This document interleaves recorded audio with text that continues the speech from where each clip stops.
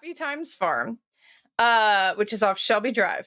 And that my parents used to take me, and then when my brother was old enough, take him.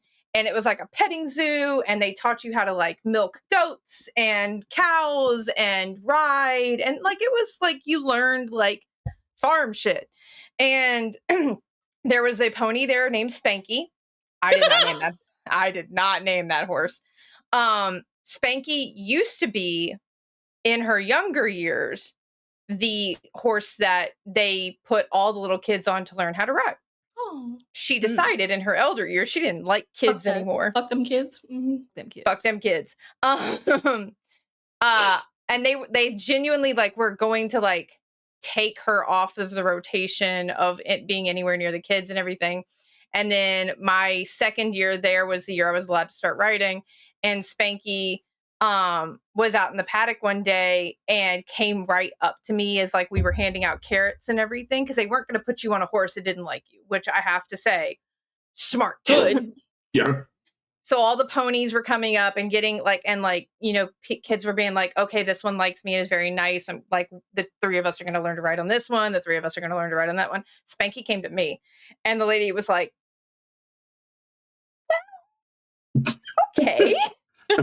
Sure, I guess. This seems fine. And but like genuinely, like she put me on a different horse first, but I was like, I want that one.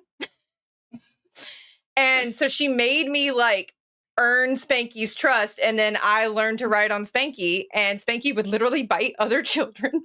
Oh my. But she loved me. Wow. At some point there's a picture of me, and I'm like maybe 3 feet tall because I was like 7, and she's fully got like the horse lips in my hair, like pulling it up like this, and I'm just like like this is a horse that bites other people, and I fully don't care. But I have trophies from winning riding awards on Spanky. It was very nice. Oh. I liked her a lot. Then she hated my brother when he showed up, which was just, you know, par for the course. I don't have questions. I have I can't be questions. Queries. I don't think I don't want to ask them right now, but there are many. And they is are it exactly how redneck my life was growing up? Because how are you like this? Is my how is your life like this? Is my question. I think it's how I grew up. So there's the joke that Memphis is an overgrown cow town. It's big enough to have a population of around 1 million. So there's things to do. But if you live 15 minutes outside of town, it used to be, not anymore, it used to be farmland. Mm-hmm. So like there's shit to do. But when you're a kid, you get let free to roam in the woods a lot. Mm-hmm. Oh, yeah. Mm-hmm. Mm-hmm. Mm-hmm. And the neighborhood that I grew up in was literally built on the grounds of a plantation. So we would find all sorts of shit in the woods. Gotcha. Okay. Got it. It is now. Okay. Mm-hmm. There you go. Asked and answered. That's words. Gotcha. Mm-hmm. Yeah. I was a let loose in the woods for 12 hours with radios kid. So they gave you radios at least. My dad gave us radios after the first time we got lost. Oh dear. So smart. Oh dear. It's like I probably can't stop y'all from going back out there, so I can at least make sure I can find you. Yeah, that was the deal. Everybody had hunting blinds out there, so we would just go find one of the hunting blinds, sit in it if we couldn't figure out how to get back, and they would coordinate the dads, and somebody would show up on the 4-wheeler and get us on a trailer, like a little trailer on it, and take us back. I remember the first year we got when we went skiing. We would go skiing, and I was fast. Like I like being fast, so I would go fast, and I wouldn't want to wait at the bottom for everyone else who was slow. So I would go fast because they were not fast. And so eventually, we got little radios, those little walkie-talkies that you were like programmable, and there were like multiple channels on them. And so every so often you Mhm. would tune to another channel, you could hear another family's conversations. Mhm. So every so often, what my sister and I would do was tune to a random station and go, Mom. See, that is peak. Like, this Oh is why my Della and God. I get along. That's peak me behavior. Oh my God. Oh man. Yeah. So many of these things. I'm such a goddamn city boy. It's wild. It's wild. I do not have these stories. You should go walking in the woods with me sometime, Q. It's so much fun. When you're in Maryland, I'm gonna take you on some hikes, Q. Yeah. Yeah. On trails. Don't go off trail. No, Correct. obviously. No, listen. Let's go to Hell House. What? Absolutely. Let's go to Hell House. Peter knows what Hell House is. What? So hear me out. The Patapsco Female Institute. So hear me out. Hear me out? No. They knocked most of it down except for the old archway where the altar stood from the chapel, where the big old like black iron cross is still hanging up from the arch, and there's the altar that's right there. That's still there. Or it was the last time I went out there. Amazing. You keep saying things, and I'm like, no. I'm like, that's so haunted. But then the architecture part of my brain is like, but it must be so pretty. And this is like, that's how they get me. It's so I want the pretty. scenic shot, and it's I'm going to be real. This sounds really like this. Oh gosh, this spooky thing. There are trails there now. Like enough people have walked up to go see this that there's essentially a footpath there now. So it's not like it's lessens the haunted vibes. It's not as normal. Yeah, mega haunted as like going to Henryton is, say, which I would have never done because that is actually trespassing, and I would never. You would never. Only Not you. No, I would never trespass. Only in Minecraft. Only in the Christian Minecraft server. Route 40, climb the fence, put a coat over the barbed wire, and this is seeming very specific. This is seeming so specific, actually. It's Minecraft. It's Minecraft. You can build anything in Minecraft. Right, you're right. I'm so sorry. I'm tripping. I'm tripping. Minecraft is not just for murdering politicians. It's also for breaking and entering. Oh, that is a possibility I had not unlocked in my brain. I'm worried about your face. We simply have to start. We have to start because it's going to get the purge in the Christian Minecraft server. That's Look, that right the there. energy's weird tonight. Listen, we're having a time, and we're finally We've been gone back. so long. It's been too long. We've And I may have been had doing ice this cream for like dinner. 7 minutes. It's fine. Get the sugar kicking in. All right. Hi, if you are here and experiencing this with us, we are live from the apocalypse. We are a not-for-profit TTRPG studio that raises money for aid organizations and good causes. Currently, we are still raising money for Doctors Without Borders. We met our goal. We have added on to that goal, and we will soon be moving to a new cause to support. But in the meantime, we are continuing to support Doctors Without Borders and the absolutely critical work they are doing in multiple locations that are experiencing genocides and atrocities currently. And so we ask that instead of subscribing or giving us bits or using any of that fake cryptocurrency, you instead donate directly to Doctors Without Borders, which you can do by clicking the donate button where the subscribe button would usually be. If you are on mobile, you can also type !donate and get the link that way to be able to do so. If you do, for instance, have an Amazon Prime sub and you want to throw it our way, we cannot stop you, and we will not say no to that. If you can locate the subscribe button, just know that it is followed by beloved Dimension 20 Dungeon Master Brennan Lee Mulligan killing a dog for every month that you have been subscribed. On the other hand, if you donate, the McElroy brothers will yell, especially at me, and the cast may yell in solidarity if they so choose, at which point I will be derailed from whatever important thing I am doing or listening to or narrating, and then I will have to get back on track. We also have a variety of, I haven't mentioned this on this stream potentially ever, you can use your channel points to do some fun things. Sometimes you can use them to react to scenes as they are going on. Maybe something that would never happen in this game, something surprisingly adorable might happen, and you might want to react to it. Or someone might say that everything is fine, and you might want to use a reaction on that. You can also use your very well-deserved channel points to make good stuff happen or bad stuff happen. Your choice, whichever direction you want to go. This, honestly, as with most games, I don't have to do bad stuff. Thank you, Cass. No, it's all for baked in. yeah, I mean, and you do this to yourselves, much Yep. like with A Season of Secrets and Shadows, where I've never once had to redeem bad stuff, even when it's been gifted to me in triplicate. You just have managed to destroy yourselves. But on the off chance that isn't something the players do, if you want to redeem bad stuff, I will use it. If you want to redeem good stuff, I will make good stuff happen. And now that the cast is all glaring at me, I'm going to let them go around and introduce themselves, the variety of characters that they are playing.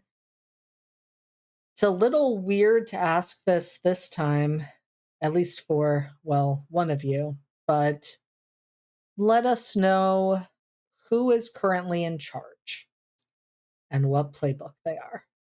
Starting with Steph. Hi, I'm Steph, she, her, and tonight I will be playing just the one I'm starting with. You can list all of them. Yeah, I am playing Kai Caldwell, famous wet rat Rebecca Dalton, Mrs. Ivy Finley, and the has yet seen very elusive Harper. And tonight I am starting out with that wet rat Rebecca. She's going through it. See how she handles it. Why? Wonder why. She's having a normal one, and Just a it's normal fine. one in the liminal stacks where we are. Yeah, a normal one in the liminal stacks. It's not the weirdest place you all have been at. Sure. So true, actually. That's really true, and that's a wow. Just deeply upsetting. Is that an AFI album?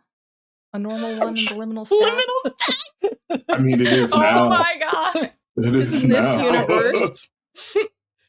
Oh I may have to steal that for my Cyberpunk Rocker Boys new album. Yeah. Liminal stack. Yeah. All right, Q, you are up next. Hello. Hi. I'm Q. To he, him, because I always fucking forget my own pronouns. It's wild. Anyway, I am playing Weston Dominic Brooks, if you will. Also, he, him. He's the villain. I'm playing Raven. Formerly the Unburned, but someone that changed that for some reason. Rude. There's Winters. What's his first name? Christian. There you go. Christian Winters. The goodest golden retriever reporter you ever did see. And tonight I'm starting out as Russell, the child. We love to see all of that. Still, normal things that are happening. Not the most haunted location we've been at. Maybe. We'll find out. Della, you are up next. Hi, I'm Della. Tonight, I will be playing a couple of people. First off is my base personality, Rachel Blauhair, who is the parent playbook. After that, I have Siobhan O'Reilly, who is the Mata playbook. And then I have Dr. Finley, who is the Dragon playbook. And after that is the Bearer of the Sacred Flame, the villain playbook. And I believe Finley was fronting the last session. You are correct, and the way you started that introduction, Della, might have somehow been the most unsettling part. I'm sorry that you find my AI voice so disturbing. I don't know what you're practicing for, but whatever it is, it scares me. I'm just trying to ruin somebody's day. I don't really know. It's true. And last but not least, Cass. Hi. My name is Cass. I am she, they. And tonight I am playing Mara Voss, Dr. Mara Voss, who uses she, they pronouns, mostly they. And they are the scientist playbook. And there's also Gwydion Abel, who is the trickster playbook. We have Anna Weissager, who is the sage playbook. And Abraham Dalton, the wet rat's father, who is here? Unclear. Who is the parent playbook? Would you like to know more? I hate all of this. I hate all of No, this so you- much. We are having a time tonight. I don't even know what is going to happen next, but we're going to sure find out. And that means that I can very quickly introduce myself. I am JD, he, they pronouns, and I am the storyteller for this game, which usually means I play everyone else. And in the case of this game, tends to mean I don't play many people at all. Interesting. Very interesting. Don't worry about it. You seem to have a question, Steph. I don't like how you said that. Made me very sus. Yeah, no, I wouldn't worry about that. I would not worry about anything. Let's see. The only thing I'm worried about is the gap in time where we don't know where anybody was. That's what I'm worried about. It's disconcerting. Yeah. Also Thurston, like hovering outside windows. That's disconcerting. Yeah. Fucking white ass suit and tie. With a clipboard, taking notes. Yeah, don't worry Someone about else that. is watching him. Hot. Oh no, that's a ship that's so cursed. Yeah, no, please. Just What up, baby girl?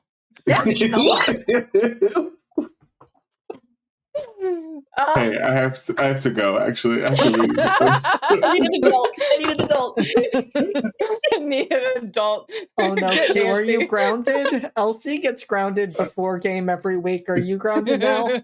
I think I might be grounded, actually, especially because I'm playing the child first. I'm grounded, so One of these days, I actually am gonna text Elsie's mom. Oh my god, please. She threatened me, and she's like, you won't do it, and I'm like, no, you just gave me your mother's cell phone number. Just You put a think I won't challenge hold on on to it. this? You think I can't won't? say you won't do it to people like us, Cass. Like Right. that's not. it's simply not acceptable. Also, I may not do it immediately. I will do it eventually. oh, for sure, because like she's gonna forget about it, and then That's how I bam. cut off somebody's face at a party. Oh goodness. Yeah. Also, she said that you never told her a helpful thing in her life, so you It's clearly because have we're up to 4 games where I've shot her.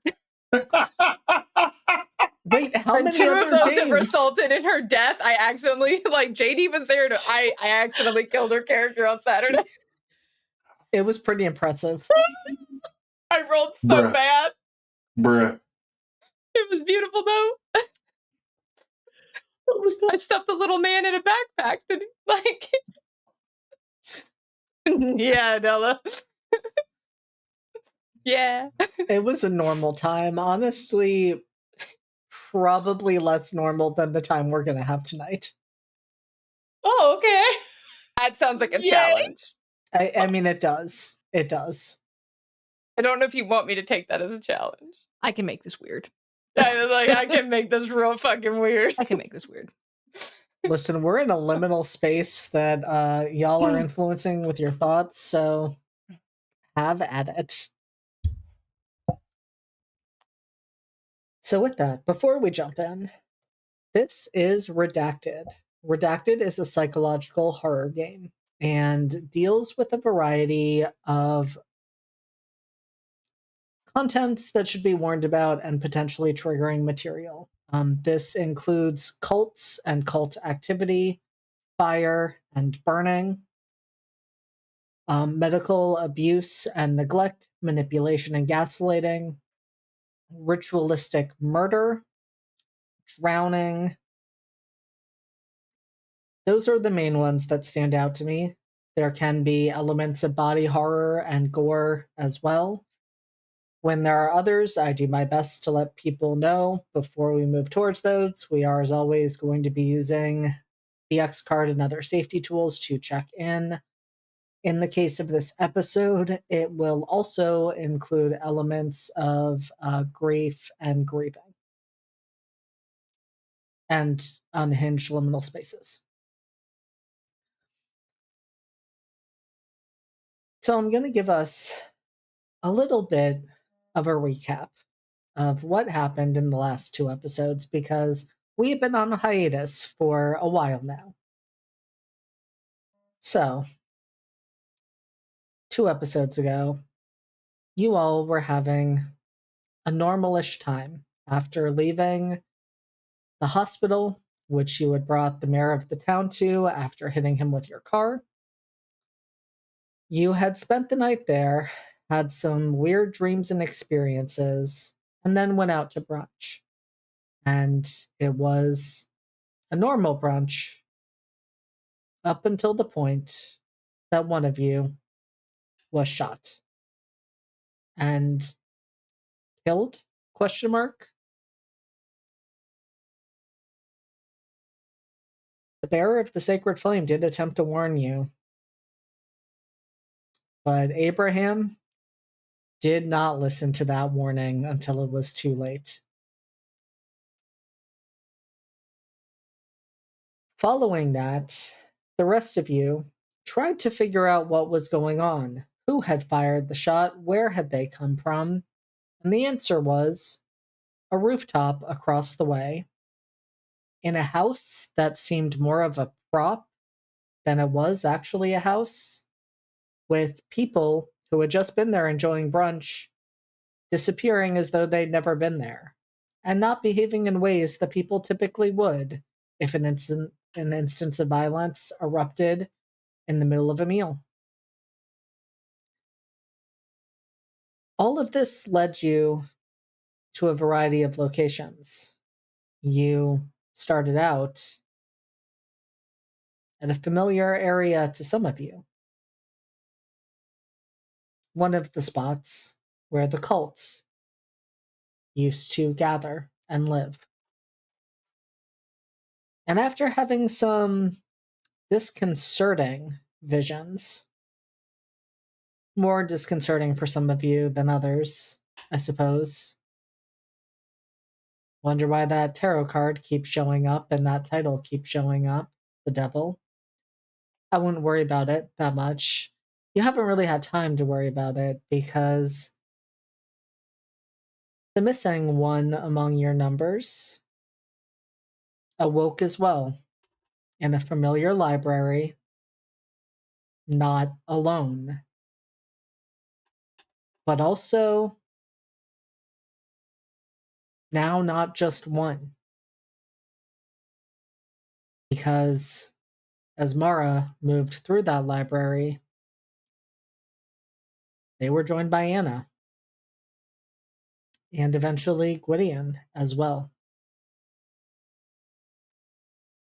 All separate, unlike the 3 of you who found your way there, and Russell, with the logic of a child, told you all to dream and to dream big. And you did. That meant that Russell found the door that would let you all inside to reach Gwydion. But that wasn't all that happened as you stepped through that door.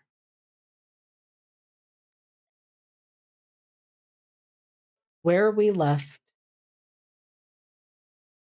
these 6 of you was in the midst of a circle of chairs, like would be set up for a support group or a group therapy session. Familiar group of chairs to a missing member of your group who has not been seen since she died.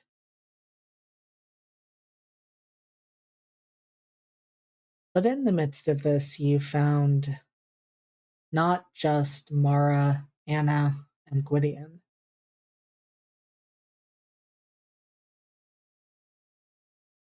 You found mannequins, faceless, standing in the background. They are in mourning. You found a casket with Abraham laying inside. You heard a choir singing in the background. The voices distorted and echoing.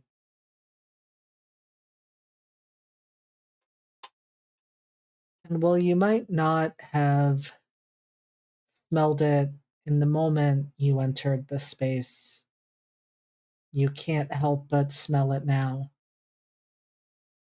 Despite the sweetness of the floral arrangements adorning the casket, you smell smoke and you can hear the crackling of flames as the lit books that Mara and Anna had been carrying finally ignited.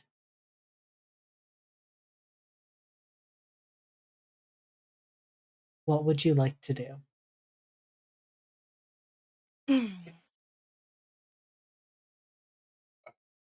Russell is immediately going up to Gwydion. Hello. How are Hi, you? How are you, lad? I'm good. It's been scary. Yeah.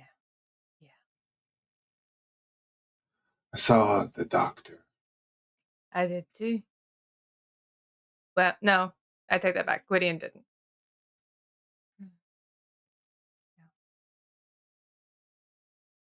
But I made friends. Yes. Some of them are monsters, but some monsters are okay. Mm-hmm. You think the biggest monster that I know is in that box there. Oh, what happened? Got shot. Oh,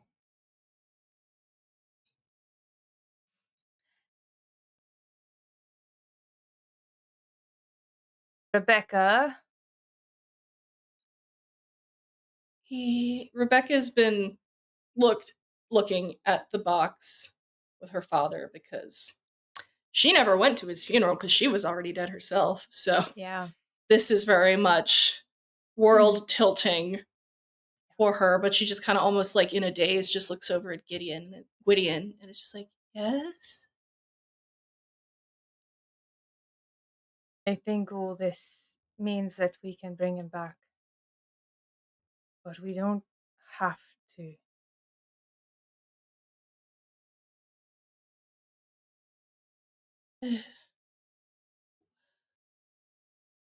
He was brought back for a reason, though, right? And I think this is where Mara will step in between Rebecca and the coffin.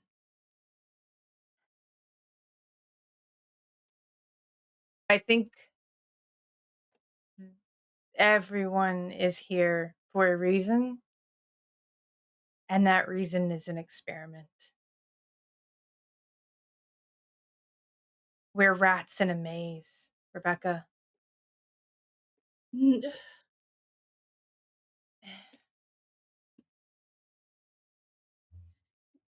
But no, then who's controlling the maze? Because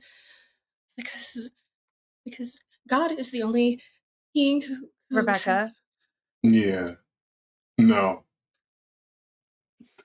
Weston. Weston No. just had to pop out, just like knock that off. It's important to remember that any god who would devise an experiment like this, one of cruelty and one that forces us to replay our horrors, any god that would do this is not good. It's not deserving of worship. Any god that would design eternal hell is not deserving of worship. Do not worship. Do not put your faith in God. Rebecca, existential crisis. Later. Later. Right now, do you want him back? I don't know. I've just kind of been hiding from him since he came out because I knew he has to be disappointed in me. Oh, sweetie. He was never disappointed in you. He wasn't? No. Furious at you, yes, but never disappointed. Never seen him furious at me before. Well, that's because he had a young man to direct it at. Or yeah, he's. I'm still unclear on whether or not. I don't know what he did after you died, but he covered up everything you did, not out of a sense of shame, but because he didn't want anybody to know that you'd been corrupted by someone so stupid. He was. So he was protecting me. Oh, sweetie. He was Yeah, protecting but in a very himself? twisted way. I mean, he was protecting himself, but also you. Mostly you. Okay. And I think Russell's just gonna take us. Okay. Hey. It's not important right now. Rebecca. Yes. Okay. There's a thing called nuance. Yeah. Right? Okay. Yes. So it's not just this or that. There's a whole little like middle area, the whole gray, right? Yeah. So like it can be this and this with a lot of in between that makes up what is fucked up about this whole situation. Yeah. Your dad was just all gray. Like he'd urge it. I have to make the joke and I'm just not gonna do it. 50 Shades? Yeah. I got you. Yeah. All right, then you I'm were. just like, I'm trying so hard not We to all make the we all joke. saw it. It was there. Right there. When did Finley read 50 Shades? Oh, as soon as it Mm. came out, are you kidding? There's a bevy of analytical It Had information. notes for the Even the margins. spanking scenes were hot. Uh-huh. Anyway. So if I don't want him to come back, does that I will not figure out. I'll figure out how to get the three of us out with the three of you, and fuck whatever experiment is happening. Variables happen. it wouldn't automatically doom us to come back to this maze again? Probably me. I'll deal.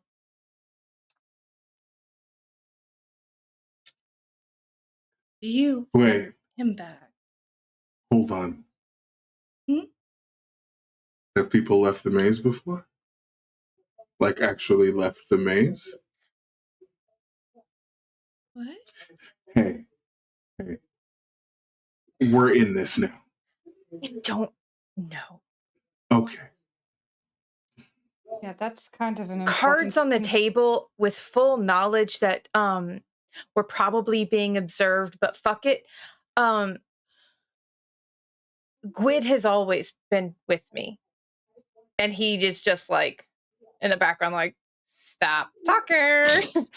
You know, like, I was born, and the first voice I heard was not my parents.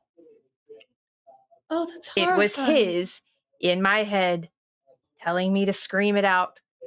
There was milk on the way, and I was a babe. I have that. I was an infant, but because he has that memory, I have that memory. Okay, like That is. this is the most separation I've had from him in my entire life. Are you well? No. Are you? I don't think I've been well Yeah. for some time. Yeah. That's okay, sweetie.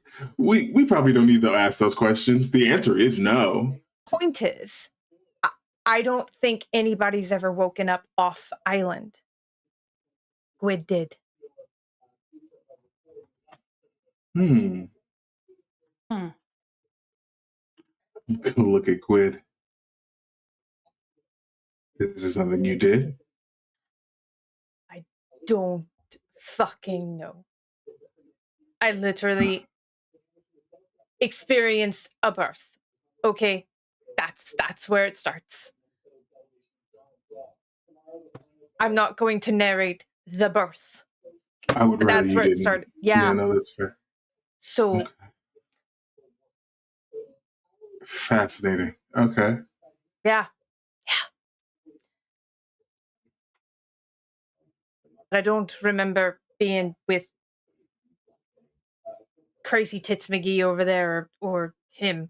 So, and Anna's like fully just sitting on the ground, like braiding her hair.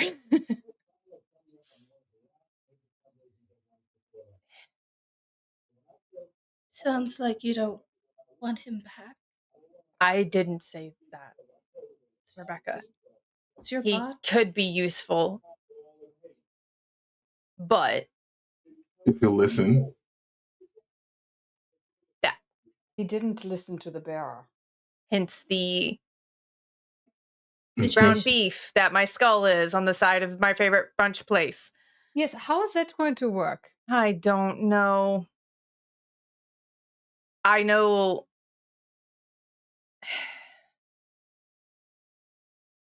I know there's probably something they do because I wouldn't be here with the two of them and him in the box if they didn't have a way of bringing me back. I don't know what that means, though. Fair I don't enough. know. I'm thinking back to Tank from Star Wars. I don't know. I don't know what any of those I words don't just know were. what that is. Actually, Rachel doesn't know what that is either. Weston, please tell me you saw Star Wars. I mean, it was on. I know what a back to tank is. It was one of the only things that really stuck in my brain. Yeah, sure. Regeneration liquid from a space movie. Okay. There you go. Yeah. Kai All right. knows. Ask Kai. He Yeah. knows. Yes. There we go. Well, you're talking now. He's allowed a little bit of communication. Okay. Okay. He doesn't like me, and I can't say I blame him for that.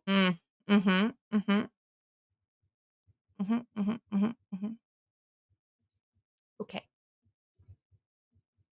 Okay. Show of hands. Not you two. And she points at Anna and quit. Show of hands. Bring him back or no? Quick question. Yeah. Sorry, JD, quick question. Go When we for walked into this space, were we all like in our just one vessels, or did we in fact split when we came in here? All of you except for Mara and those with them are still one. Okay, cool beans. I wanted to double check. So No, valid question. Because I remember the chairs being there. Okay, that's where my brain was like, but there's a bunch of them. Okay, we already lost one full unit of potential ghosts.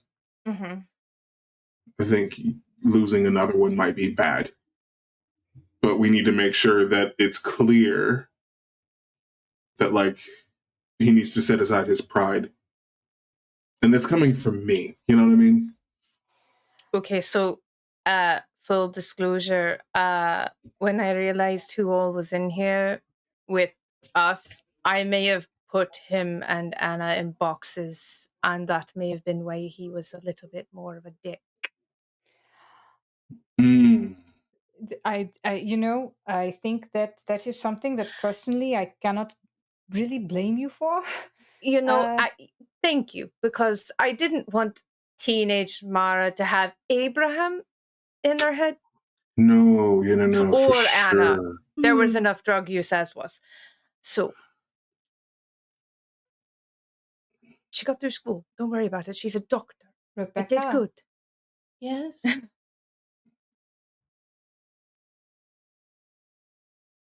I want to apologize first for what I said before. That was not necessary.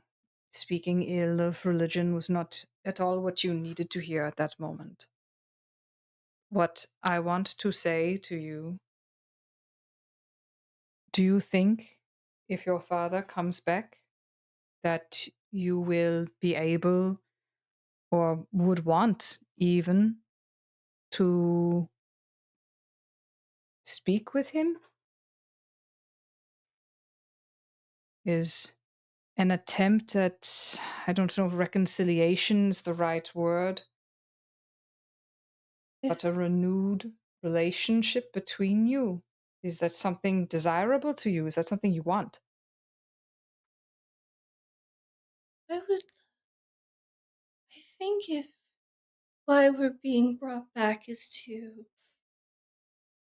fix what was broken, to correct things that went wrong, then yes, I would like to at least speak to him because it seems I misjudged him to a degree. And it seems like he didn't really understand me. I think there will be perhaps some difficulty related to the bodies in which you find yourself. You and Kai are a similar age, yes? Kai is a similar age as you were when you died? Yes. And Mara Voss, Hmm. how old about are you? The 30, 35. All right. I suspect. And how old was Abraham when he died? In his 60s. 60s. He didn't die too much longer after Rebecca. I see. I see. I suspect that one of the issues you may simply have is that your bodies are a relationship between adults, an adult child, and their parent is going to look different than the relationship between the child and parent while that child is quite young. Things might be different, things might be changed. Do you want to find out what that is like?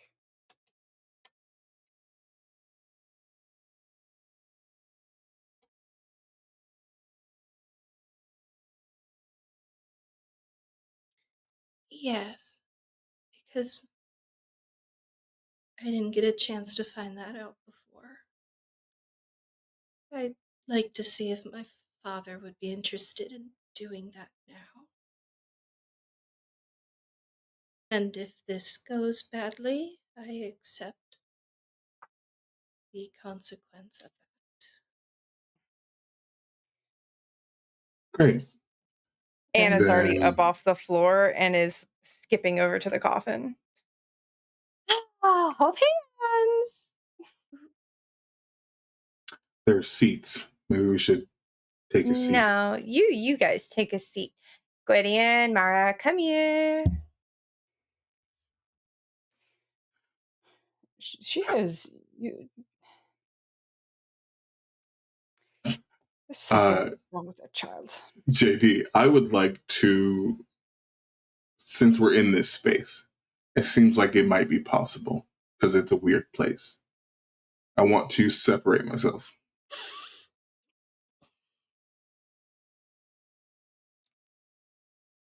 Interesting. I dig it. I dig it. You know what? Roll with shadow. All right. All right. What are we looking at? Weston, how we doing? We got any? No, we do not. Okay. Oh. This is a flat roll, baby. Let's fucking do it. go. First roll of the night. First Let's go. roll night. Yeah. Huh? It's a 7. Oh, It's we not like a a big failure. 6. It's not a failure. It's It's not a always failure. great. That is the important part. Yep. So what does Weston do to create this separation?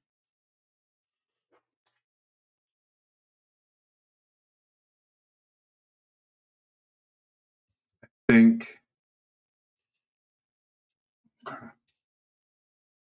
think in his mind, because he's very good at compartmentalizing, I think that's what he does. He just goes, okay, I think we should all have a moment to ourselves. Yeah. It's like stretching after sitting for a long time. So everybody just goes, shh. And it's the 4 corners in their shared space.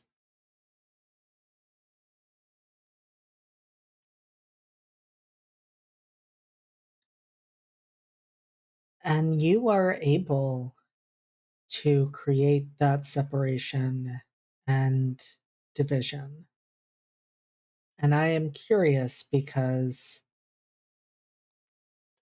we have sometimes seen glimpses of the others, but as the 4 separate, who do we see standing there? Gotcha. I've described Weston, but we'll start again at him. Short, bald fade, very well kept. He's got the glasses on. Perfect skin. Clearly, he's got a a routine. Definitely has a very athletic build. Like he is as a he's an LA 9 for sure. Like definitely keeps up on everything. Raven is beautiful in that way where you have to take a second look just to make sure he's real. His eyes are, at times, you think sea green, maybe a bit of hazel. His hair is in incredibly long locks.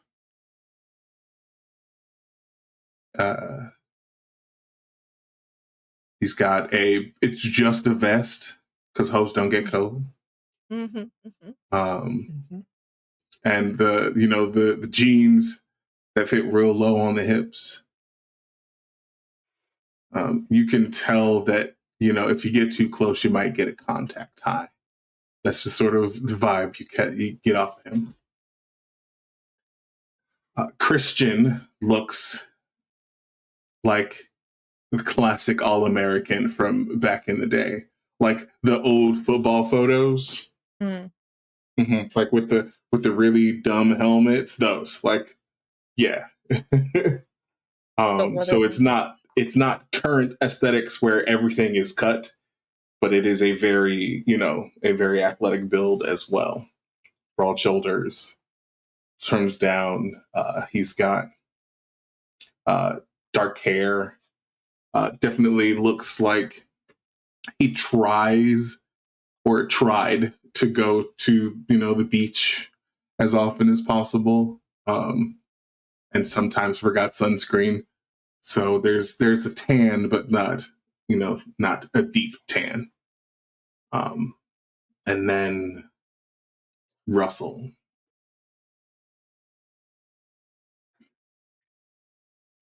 Russell, despite the fact that he was,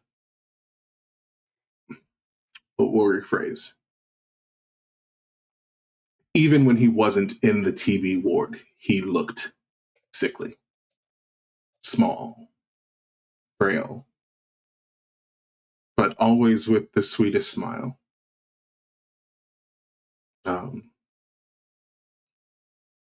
He definitely looks smaller even than his age would suggest. But there's a brilliance and a brightness behind his eyes. One that says he is bigger than his body.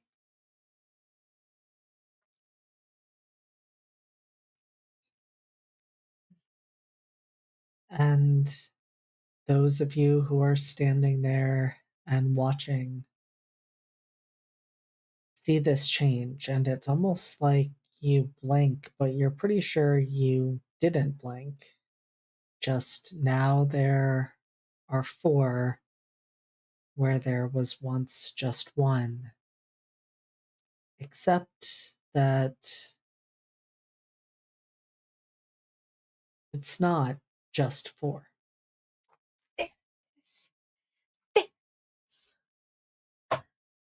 There is something, a figure that looks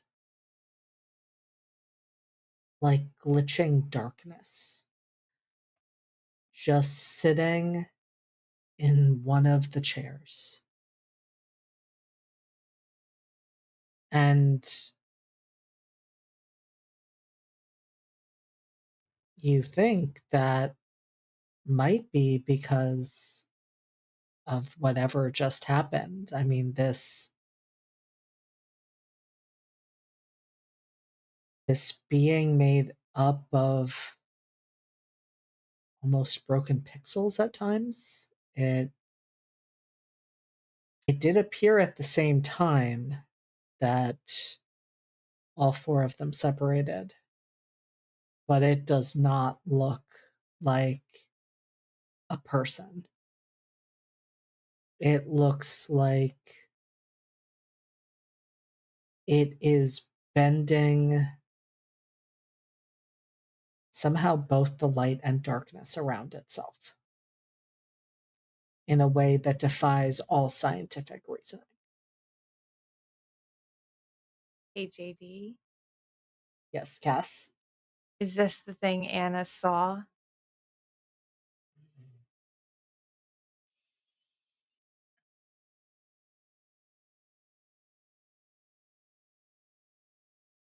Maybe not this thing in particular, but is it very similar? Cass, I may need you to remind me of that exact scene just because it has been a while. My notes say that, pardon me, I don't have my glasses on. Where are my glasses? Mood. I can barely read my own handwriting, so. Okay. Anna was mocking the shadows as we were going down that creepy, fleshy stairwell. And we heard a hissing, and it was a grating sound like silverware stuck in a disposal. But Anna has heard this before during a remote viewing session, quote, not of this world. And I was pretty sure that was the scene you were referencing. Yeah. No, this does not look like anything that Anna has seen before. Okay. Is this the thing that I saw? There we go. Because I saw a thing. Yeah. Mm-hmm. Yeah, okay. You sure did. Mm-hmm. Mm-hmm. And we've seen something glitchy before too. I just can't remember if it was in season 1 before I got here and I binged all of that, or There are elements of this that look familiar to each of you. But even the 4 of you, Weston, Russell, Christian, and of course Raven, it feels familiar but wrong. Mechanically, that is because you rolled a 7. Yeah. So it is not looking exactly like anything you've encountered, but there are elements that feel like you should be able to start putting the pieces together. I think Weston is just going to say it and just call it out. Are you why we got the devil?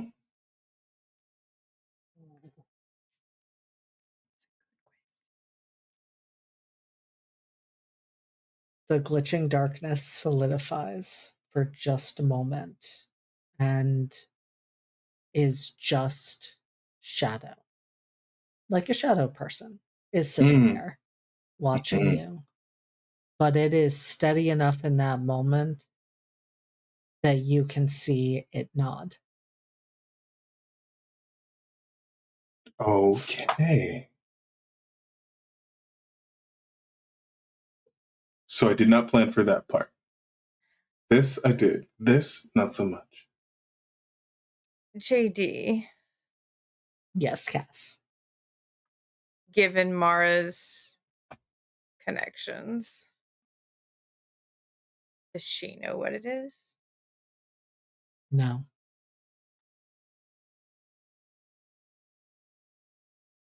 Okay. This is way beyond.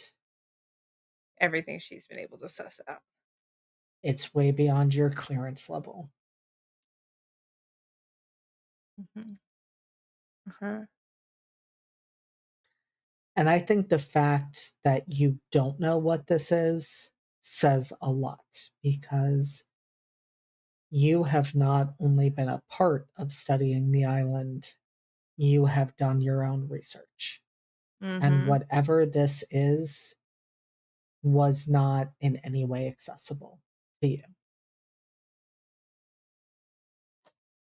Does it have claws, out of curiosity? Or wings or horns.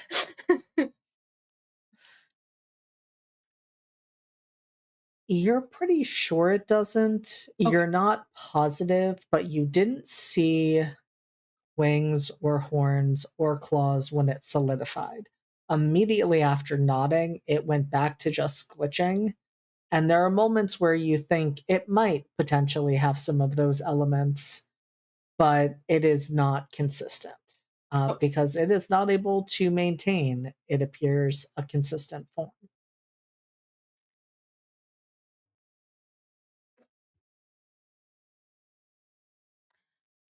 Anna's still by the coffin. And Gwydion and Mara, I think, are going to walk up on either side of her. And I think Gwyd would point at the shadow thing. Are you going to interfere? Or are you here to watch?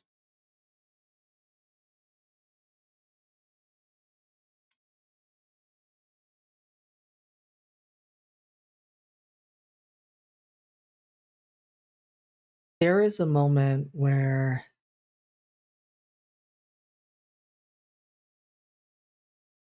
there is not silence because that disembodied choir, unless we count the mannequins, Oh, is choir's still singing. Oh, They are great! still singing. The flames are now not just crackling, but starting to roar.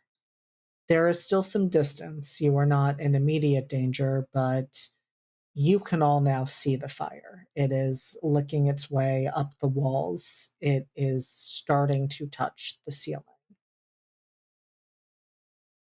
And that is why, when there is a moment of silence, it is that much more jarring. It is like all sound was sucked out of the room in an instant. And if any of you try to speak, you can't hear anything. It's like that sense is gone. And because of that, you're not entirely sure if the voice comes from all around you, from the figure itself, or just inside your own heads. But it simply says, I will do what I am here to do. Make your choices.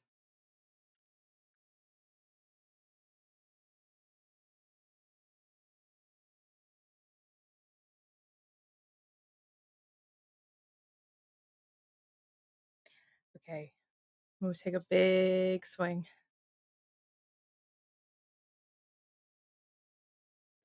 You. Okay.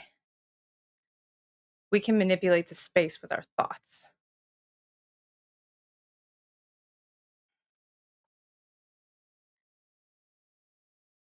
I am quick reading through my moves to see if I have anything that will aid this. Don't think so. Except maybe just call me doctor with Mara. But I'm wanting to use it on the environment, not a person. So what I want to do is have Anna link hands with Mara and Gwyd and then grab one of Abraham's hands and force Gwyd to grab the other. That's step one. Step two is all three of us start concentrating. Because Anna doesn't think like a normal person.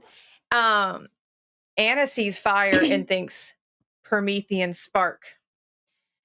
Anna wants to pull that fire because she's showing off in front of the bearer of the sacred flame.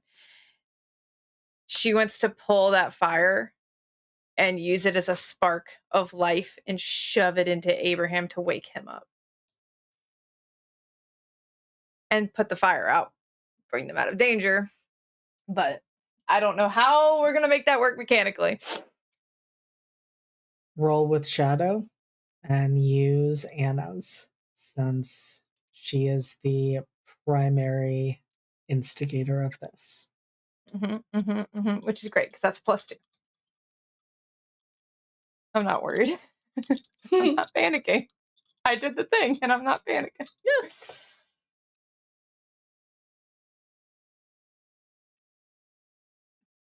I rolled a 4 and a 5. +2. Oh. I cannot make that shit up. That is like, and one of these dice is really hard to read, so I saw the 5 and I was like, wait, is that a 2? We love to see it.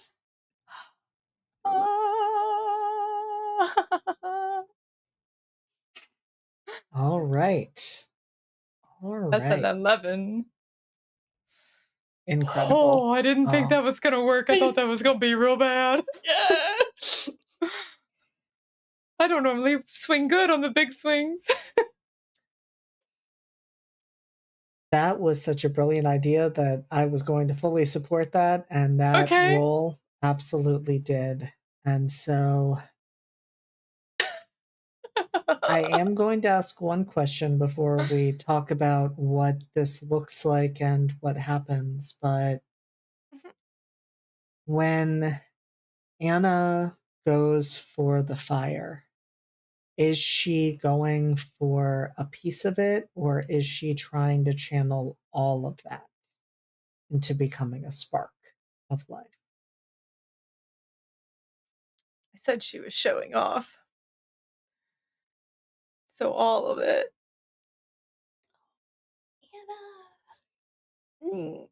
What does it look like as Anna reaches for the flames and channels them directly into bringing life back?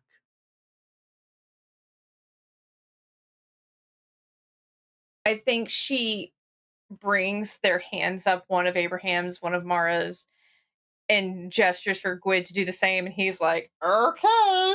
And and brings exactly it up. Like that? You know, it's the face he's making. Oh, hi, just in time to see Anna showing off for the bearer of the sacred flame. You're muted. Oh no, Della, you're you're fully muted. Della. Yeah, that's fine. I was muted in a different spot than I usually am. What? Yeah, Anna's showing off. Oh, cute. Yeah. So Anna brings Abraham and Mara's hands up. Gwyd follows suit, like, what the fuck are you doing, you crazy bitch? And Anna's eyes roll back in her head and go white, and her mouth opens, and she takes a big breath and just sucks all the fire off the walls into herself. And then she leans down. So gross. I can't believe I'm about to say this. She leans down and gives the corpse mouth to mouth and pumps all that fire into him like the little Promethean spark it is. Let's wake up this old man. Man, I thought Rebecca was already as fucked up as she could be, but we're just gonna tack on a little extra from that. Yeah. Now you see a woman about your age kissing on your dad. Whoa! His dad, BT Dubs. Acting like a demon himself.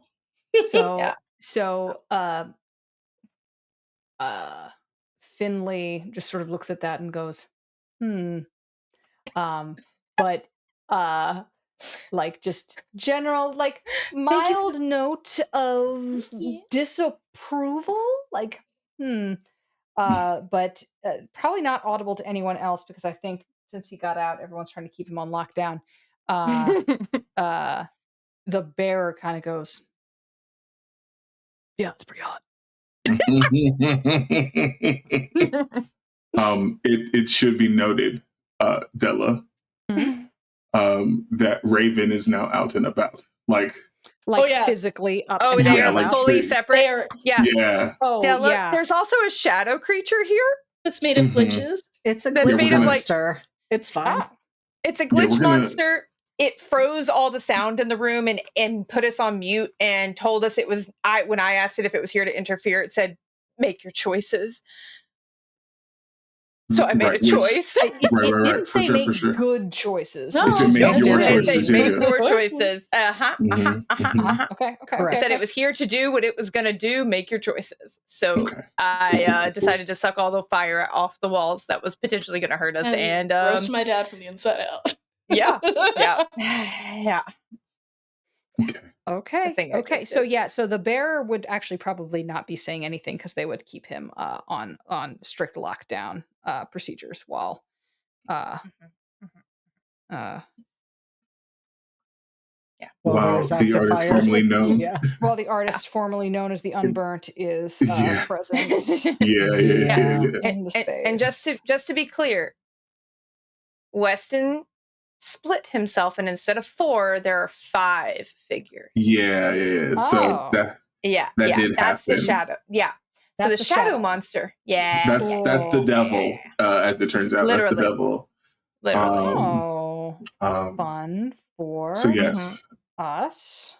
Yeah. Yes. So Flame, CPR. Yeah. Mm-hmm.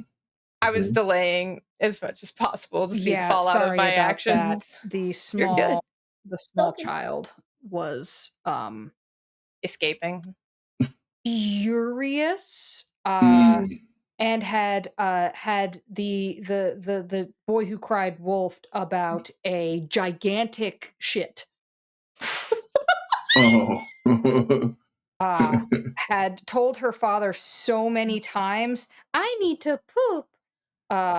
That when she finally did, in fact, take, the shit that was promised, the poo that was promised, neither of us believed her. So, parenting, it's great. It's great. It's a miracle. Little miracles. Little stinky miracles. Yeah, I'm gonna let you have all of that. You can have all that. I'm okay. Yeah. This is why I babysit and then just give them back. Yo, you're not wrong to do so. And giving me the perfect segue, speaking about parenting, let's jump back into this lovely, horrifying scene. And so sound is now back. The choir singing is still Is it the there. mannequin singing? You're or is it just not disembodied? sure. Yeah, okay. I mean, I don't know why I asked. they're faceless. They don't have mouths, so you couldn't really tell either way. Is it them? Is it from around them? Is it from behind them? Who knows? But there's no longer fire making its way steadily towards you. Mm-hmm. Mm-hmm. Mm-hmm. I think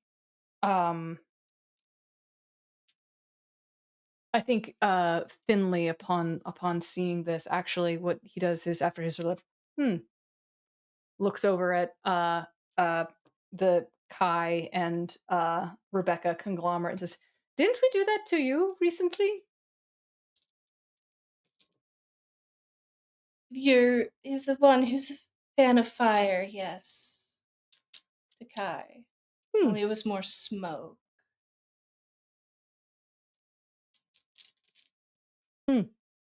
Interesting.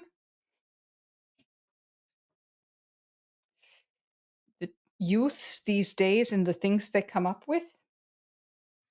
I mean, it wasn't a thing when I was a youth, so. Did he wake up? That is an excellent, excellent question. And there is a moment of, I'm not going to tell any of you what you might be feeling. Nancy is unhappy if you see me and Steph making faces. She is screaming and slapping his door. Yeah. Sid is being such a good boy. Being such a sweet baby. Look at that, bye. Look at that I hear her well-behaved now. cat. I hear you. She's so mad. Yeah. She is not happy. Have you checked her diaper? You know, I haven't. We'll do that on break. There are cat diapers. Those are a thing. Yes, there are. I mean, I hate cleaning litter boxes, but I don't get it. That I do not understand. It's Doesn't old seem cats. better. Who are I'm gonna eat my child. I regret saying that out loud and on stream. Fine, don't worry about it. Right before you're about to bring a parent back who has a great relationship with their his child. only child. It's true. Oh yeah. Once of Jupiter, Kronos. So there is a moment where you aren't certain how this is going to work, but this is a liminal space. You are exerting control over it. You see the glow starting in Abraham's chest. It's like embers are forming not just beneath the skin, but you're able to see them through the suit that he is wearing. And I don't think Anna would worry about this. I'm not sure if Mara or Gwydion would, but it looks like he could simply ignite to start burning from the inside out. That is how hot this fire is. But that is not what you wanted it to do. No. You saw this as that spark of life, and you see it moving through his body, almost like blood through veins and arteries, until everything is aglow. And I just have to ask you, Cass, as Abraham comes back to himself, to life, in that moment before the spark finally settles, how does he feel about the fact that he feels like he's burning? There it is. There it is. I knew you'd get there with me. I knew you knew what I was doing. Okay.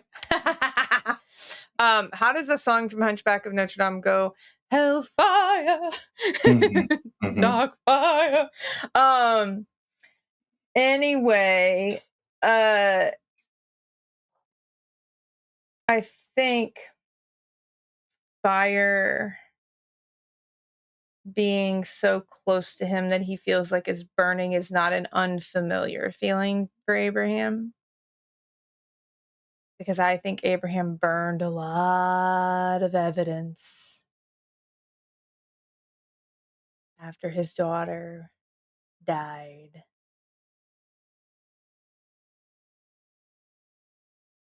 And while he was a very religious man, he's also very pragmatic, and he knew where he would go. And this island is his personal hell. And so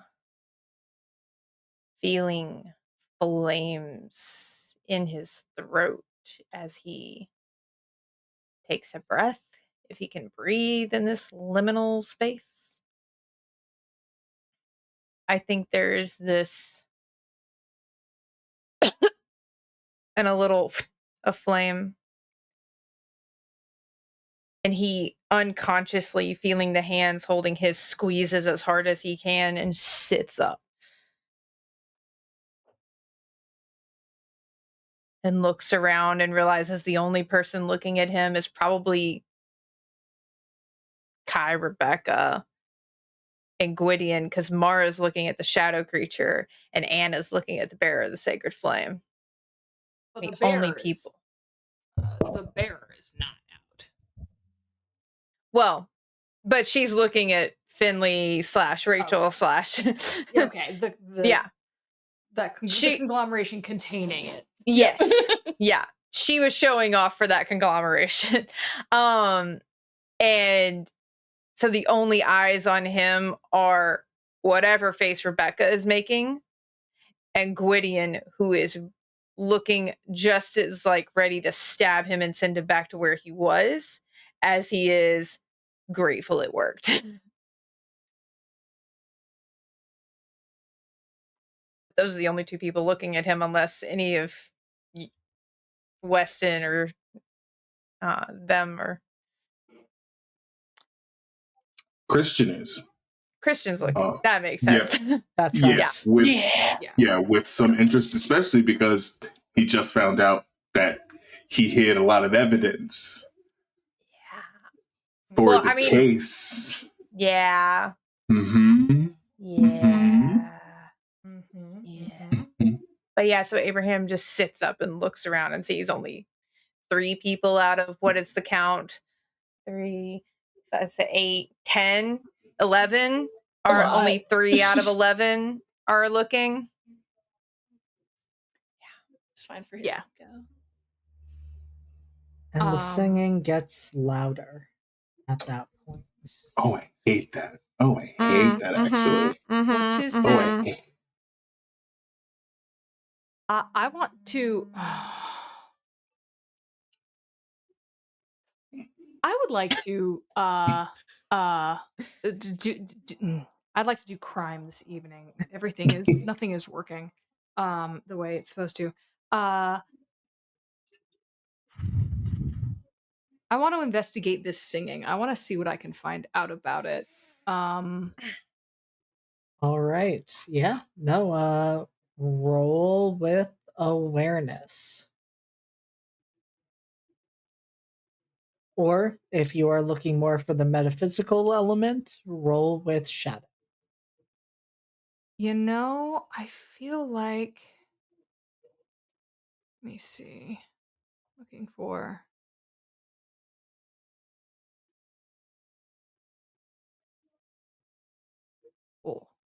trying to see if I have a special move that I can use. I'm tempted to use Tree of... No, I'm Finley right now. I can't do any of that. So yeah, I am gonna roll a shadow though. Where's my dice box?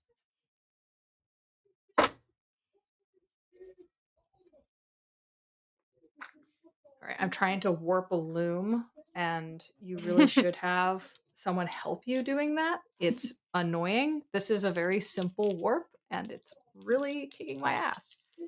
I've also never done this before. Alright. That is a 7. Okay.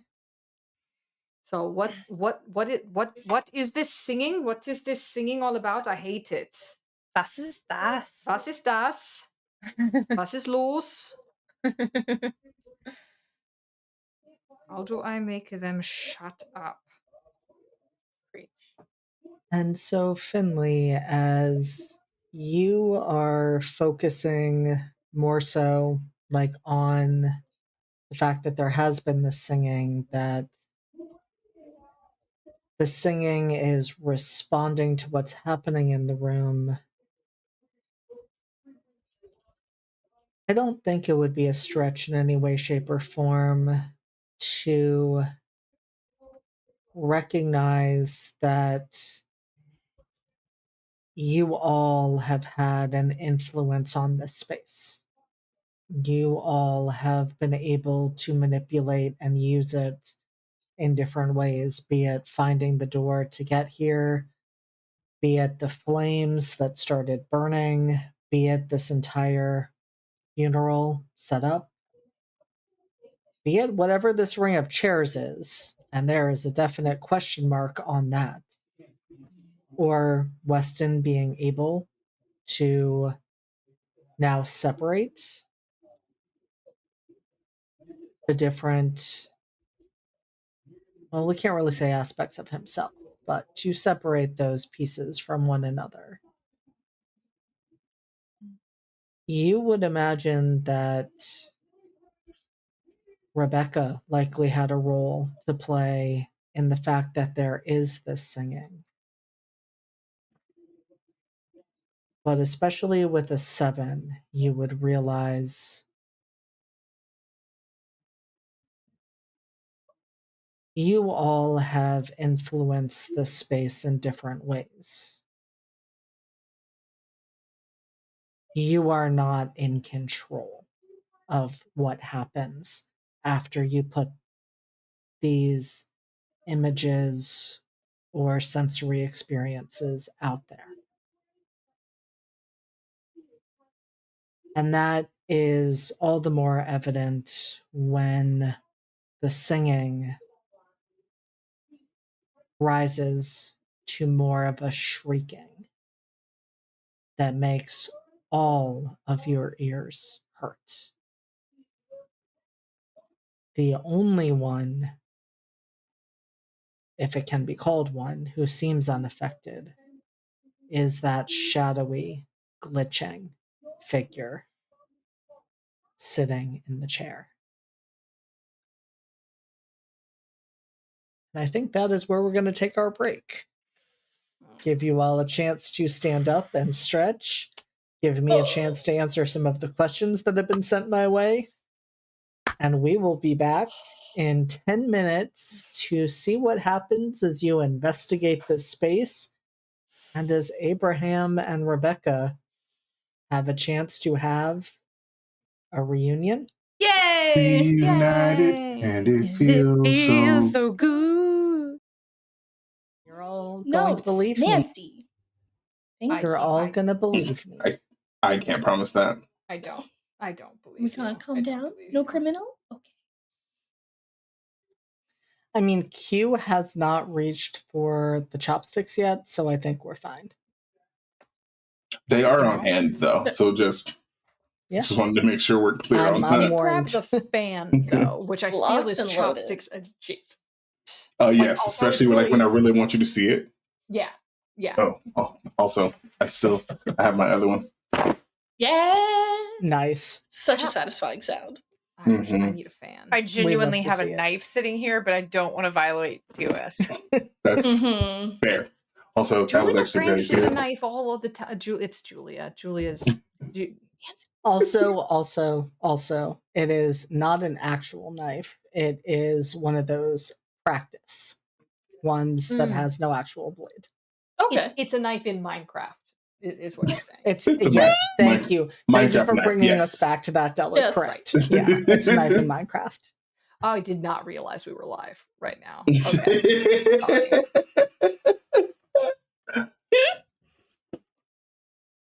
I don't know. Q did sneak a Minecraft knife on one time, but he was eating food, so it doesn't count. I've definitely was waved that a knife on stream before, but I'm pretty sure it was a gardening tool. Correct. It was. Oh yeah. was that when I was making s'mores? I remember the s'mores thing. Yeah. I do remember the s'mores. I at one point made s'mores and I was using a knife. At one point, it was either the knife or my chopsticks to just go. Yeah. Mhm. I was cutting up an apple on the stream I was on with JD the other day, and Yep. it was a butter knife. So I was like, fuck them. Okay, it's just for me to cut up this apple, so I'm not crunching into it on like. This isn't England. This is not Knife Crime Island. We can. Oh, too soon. Here. Oh. Anyways, what we should all take from this is we are all very respectful of the terms of service and would never violate them, and would only use a Minecraft knife Certainly not. Definitely, yep. Only on Minecraft. or a chopstick. Yep. Sure, but that's a food implement. That's fine. Exactly. Yeah, that's not a weapon. All right, a lot of things are going to happen right around the same time. So where It's are we not at better left? when you say it and I than know. when Andy says it. Just FYI. Menace. A couple of things happen. Listen, every time Andy has said that, just normal things have happened. So I don't worry about that. Obviously, on David Lynch's 24, it's going to be normal times. Now, did you believe yourself when you said that? No. Okay. Okay, No. good. No. Good. I No couldn't one even did. No one convince did. myself. Yeah. Thank you for being honest in that moment, truly. And so you have all been standing here in this space where one of you has just brought a person back to life.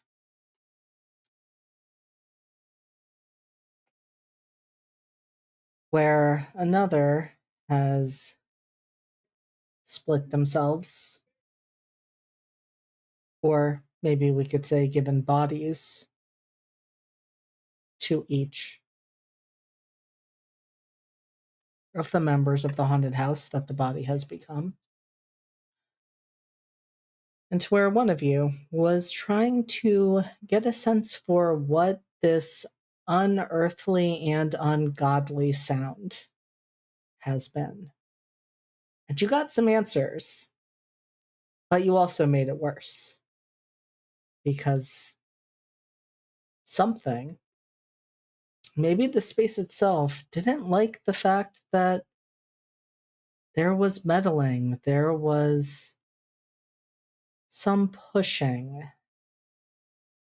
Do I get the sense, JD, that it's mad at me for asking? Or is it mad at Anna for bringing him back? Interesting question. What is ticking it off more? Me trying to pry into its motives or us doing something weird? Give me another shadow roll. Sick. Don't know why I bothered putting my dice back. Come on. Okay, that's a 9. Okay. You are able to recognize that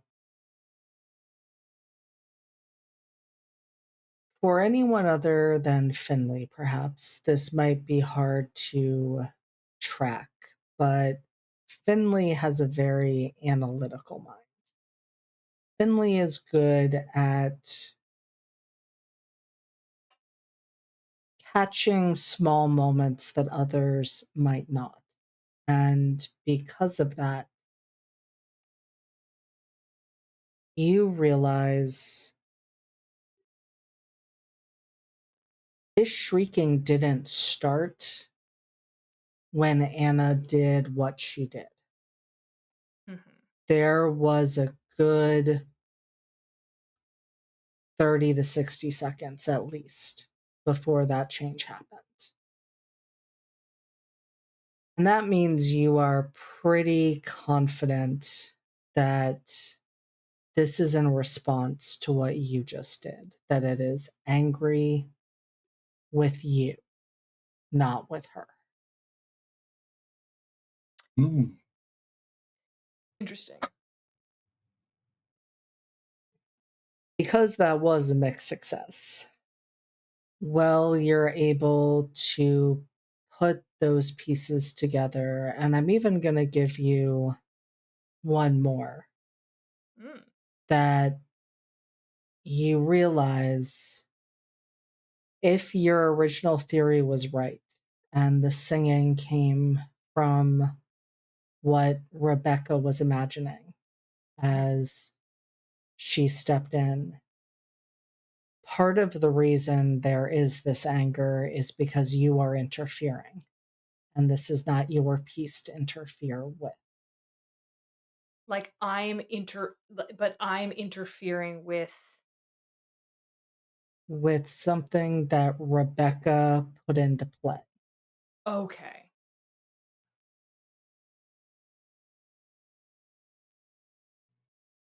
And that, I think, puts a pretty important piece, a question in your mind. If this was in reaction to what you just did, in response to you in some way interfering, well, I mean, you're not sure exactly who was responsible for the fire that started. You probably have questions given what's going on inside. But what allowed Anna to manipulate that? Was that hers? Was that the bearer of the sacred flames? Who was responsible for that piece?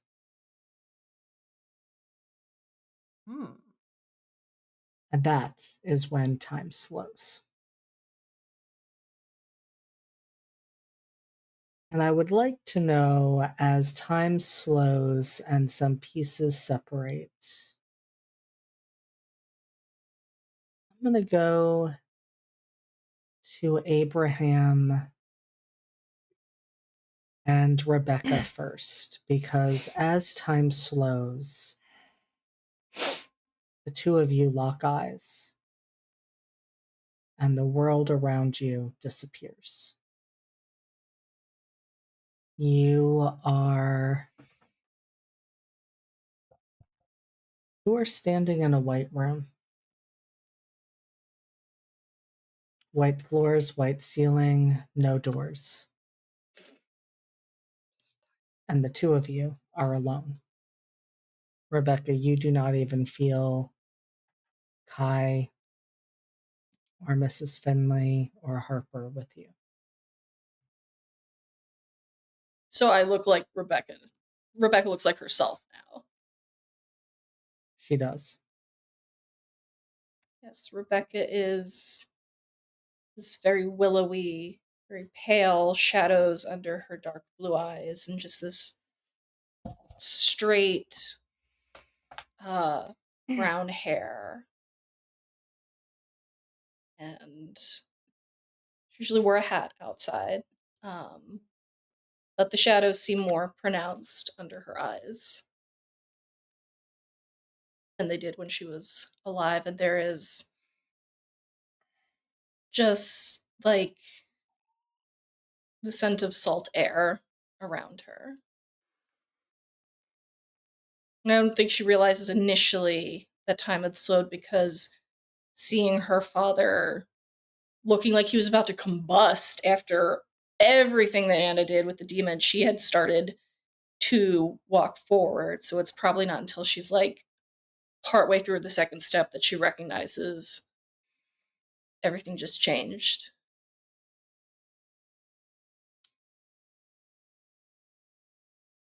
Yeah, I don't know that Abraham is processing much of anything about his environment right now, because the last thing he remembers is a bullet in his head, and then he was very warm, and he woke up and his daughter was standing there, but not his daughter, but now his daughter's standing here. And the three irritating people he has to talk to were holding his hands. And there was a lot going on, and now it's just them. And he's like slowly, like piece at a time, like, oh, yeah. And Abraham is a very tall, very broad man. Portly. Portly is a good word. Dressed like every 19th century capitalist you've ever seen. It's got and he just faintly smells of, like, you know, when cigars have like that sweetness to them, Mm-hmm. that's the kind of cigar smoke he smells like. So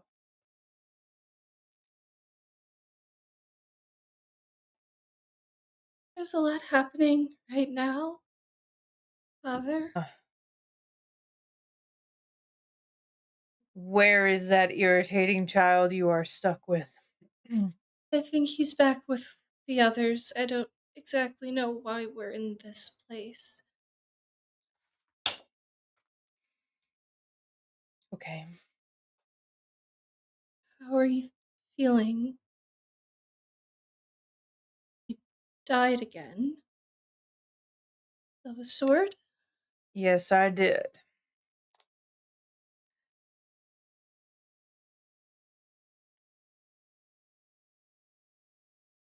I don't know exactly where I was, but I'm back. Um, Did you see anything, or was it just nothing? JD,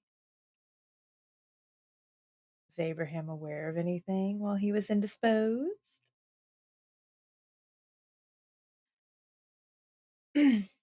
It was just black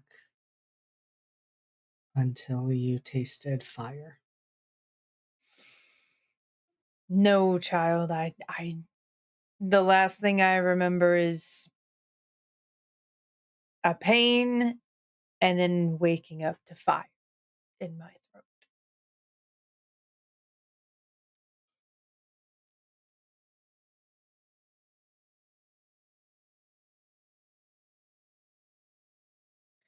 Spit it out, girl.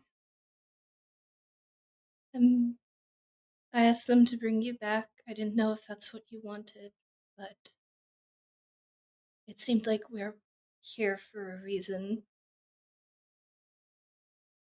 And I didn't know if you would still be stuck in this maze if we didn't bring you back.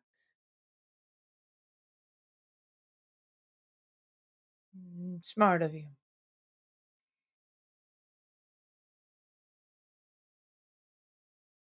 I wasn't sure if that's what you wanted. But you made a decision. Yes.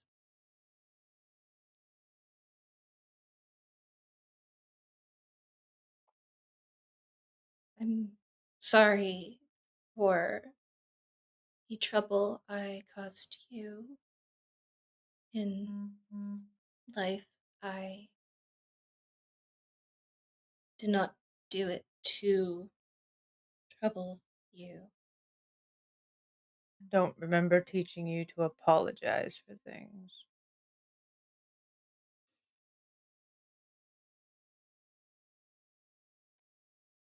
No, you did not.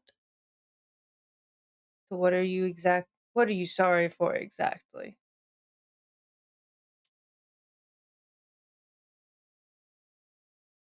The girls.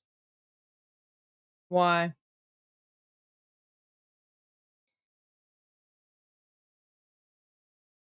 Because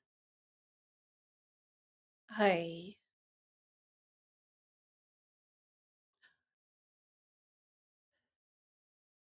I thought I was saving them from a life of misery. But maybe I was just projecting my own misery onto them. You were miserable. I feel lacking. Like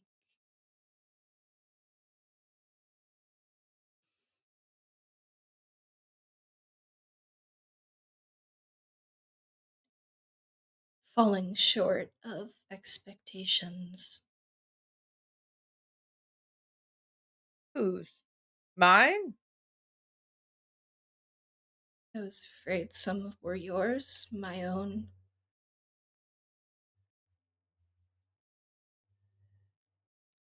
Rebecca, you were the perfect daughter.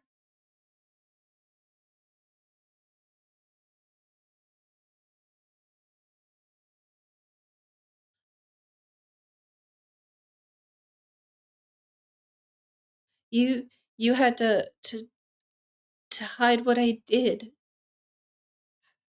Because otherwise that young man would have thrown your name in the mud.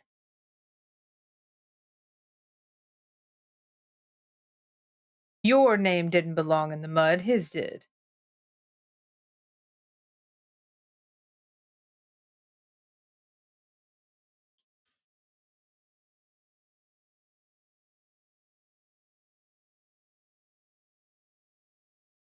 Isn't what I did proof that I'm lacking? I couldn't handle myself. I thought I was making a sacrifice and doing a good thing by saving those girls, but I was just too blind to realize that I was just being selfish. I was being sinful, and I thought if I, Rebecca, everyone makes mistakes in their youth, even I did. Do well, you think people don't die every day? they You would made a choice. Stand by your choice.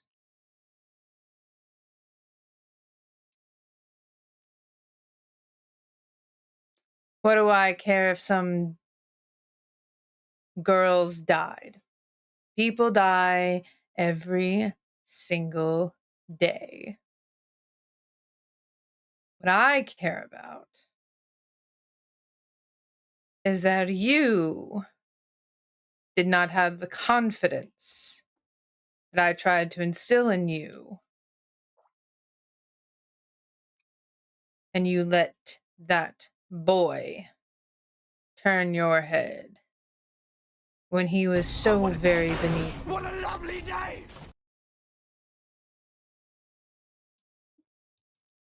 Hi, Raiders. Thanks for the follow. Hi, Thanks for the Yeah, follow. thank you Hi, for the Raiders. raid. This is Redacted, a psychological horror game.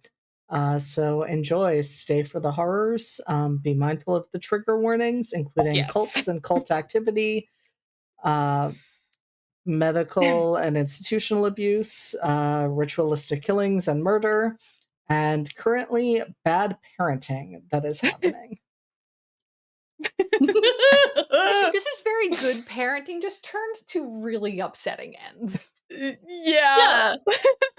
Good parenting for bad things. Ah.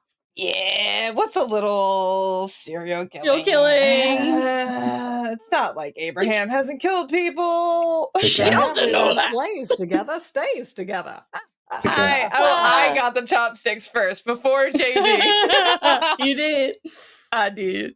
I've been off my game clearly if Oh, God, if I yeah, didn't get the it's- chopsticks first. Step it up, JD. I don't know what you're doing. You got 4 chopsticks on Tuesday. It's Yeah, fine. you got a lot. Oh, Calm literally down. fine. I have not caught up. That is going to be delightful tomorrow. Uh-huh. Yee. Anyway, hi guys. Where were we? Oh, yeah, bad parenting. What was I saying? Bullshit. Bullshit. It's a Really was bullshit. just fully coming up with this He on did the not top of my head. instill in Rebecca the confidence he Confidence, tried. yeah. That boy was beneath you. Isaiah was not what I thought he was.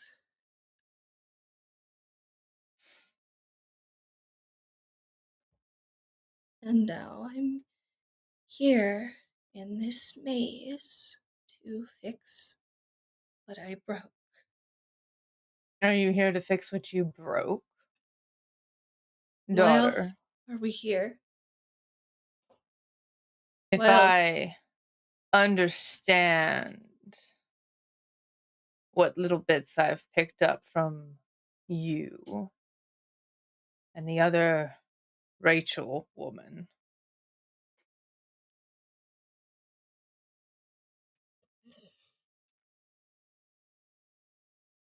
young Isaiah is still here.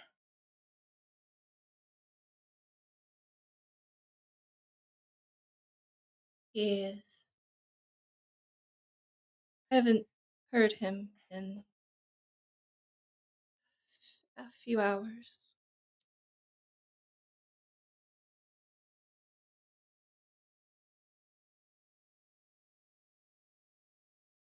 Didn't get to have a proper word with him.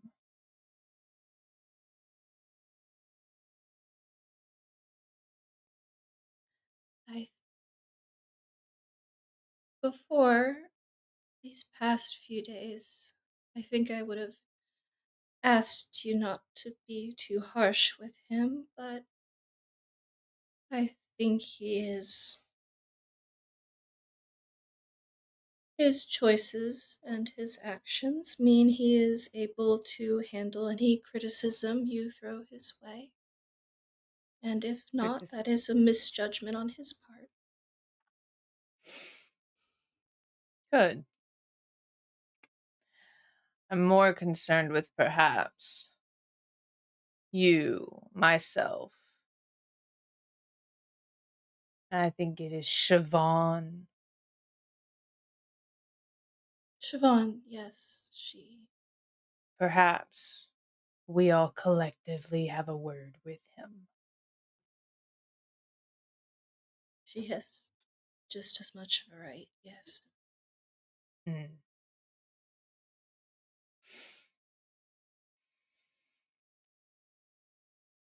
Why are you in this maze, Father? What did you break? Well, child, it appears I broke you.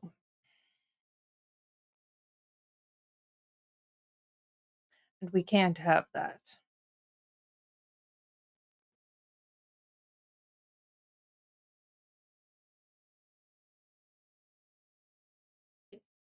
Do not blame you entirely for that, Father.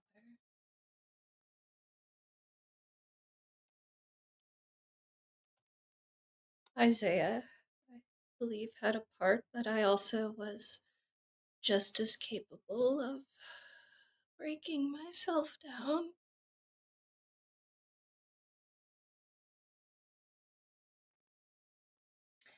Well, then, consider it my duty as your father to help you build yourself back up.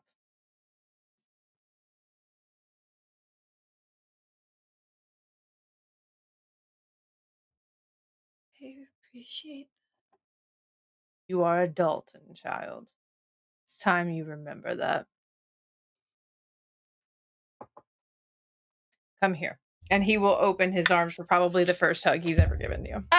No, she just kind of like bursts into tears and just flings herself into her father's arms and just hugs him very tightly. Yeah. I need to know, as you have this moment together, It's heartwarmingly toxic moment. It's so nice. As you receive a hug from your father for the first time, what is going through each of your heads? Oh. Q.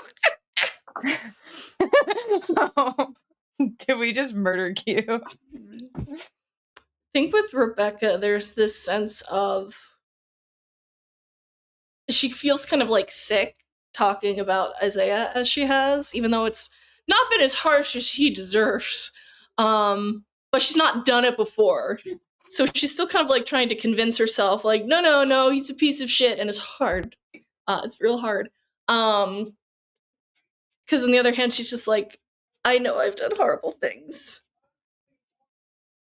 But my father says to stand in my horrible things. Does that mean it's okay? But I don't think it's okay. But also, my dad is hugging me and he doesn't hate me and he wants to help me. So that means I'm not a disappointment to him, right?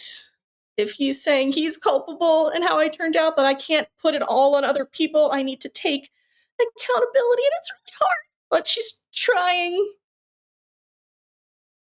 But this is like the first hug she's had in so long, and from her dad also. So I think it's just kind of like this brief moment, even with all this like inner turmoil, there is just kind of like a calm in the storm. Just like she feels like she has a moment of like, I can breathe without looking over my shoulder. And I think that is reflected in the fact that as you are hugging your father, Rebecca, that white room around you starts to shift and change. And I think it changes to the bedroom you grew up in.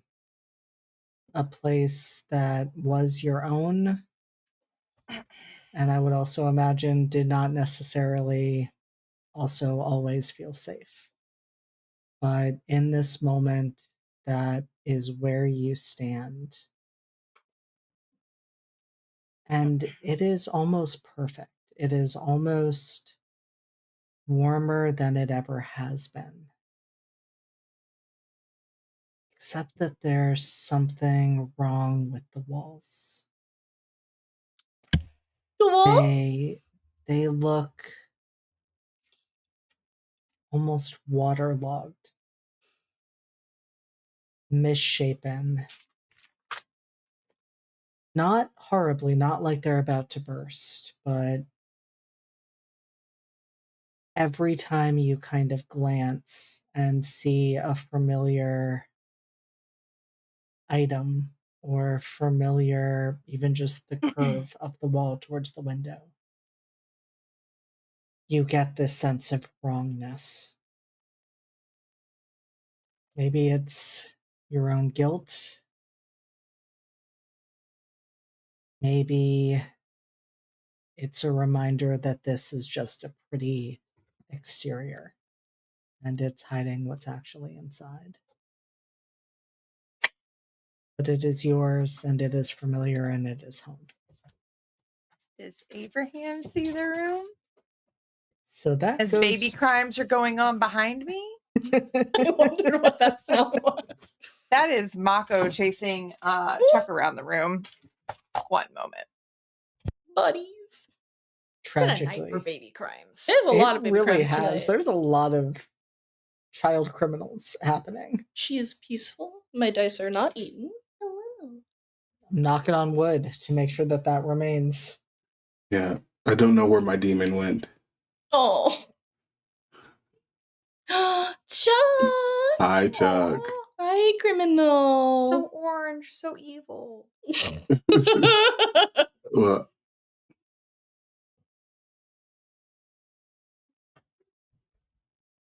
The orange ones. Nothing like the 85-pound pit bull trying to play with the 8-pound cat. Oh. Buddies. sorry. Oh, no, they were having a great time.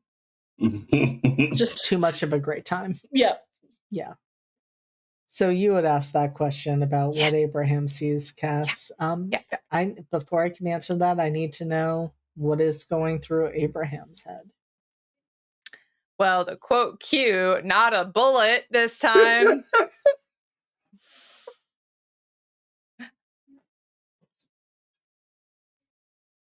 Sorry. It was beautiful. Truly. It was not wrong. It was not wrong. Best joke. So happy. Still trying not to break. Again. So Abraham is a calculating, vindictive bastard who loves his daughter. So what's going through Abraham's head is figuring out how to stay separate from Mara into a body of his own. His own body? Unclear. Do the same for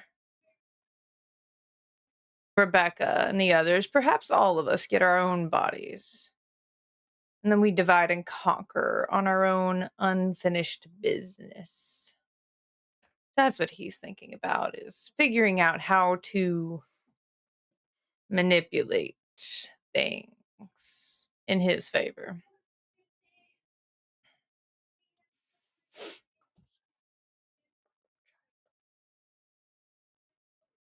Did Abraham... Because I don't want to make assumptions. Did Abraham have an office in the house? Or did he prefer to do his work elsewhere? He had a study.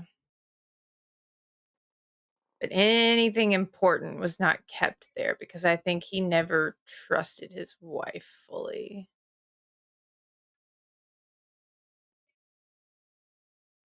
Where did So he keep that stuff?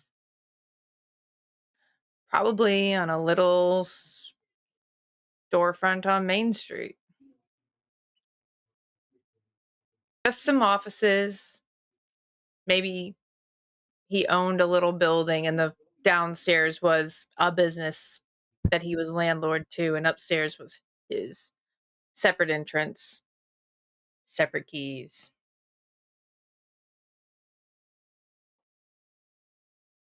And I think that is where you then find yourself in that moment as you hug Rebecca. You are not in the house. You are in the space that you kept anything and everything important. And I imagine it's jarring because it seems as though you have now invited Rebecca in to the space. And I'm just curious, how does Abraham feel about that?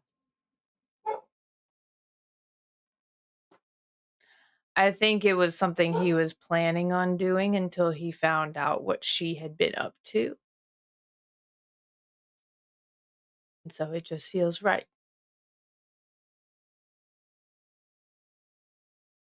And I think because of that, on initial glance, you look around and it looks perfectly normal, exactly how you left it.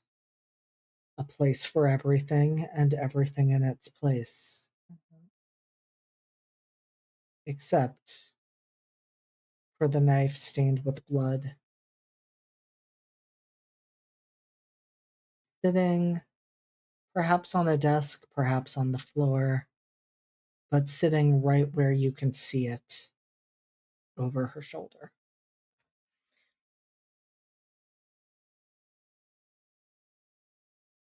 Steph, Yeah, how did Rebecca die?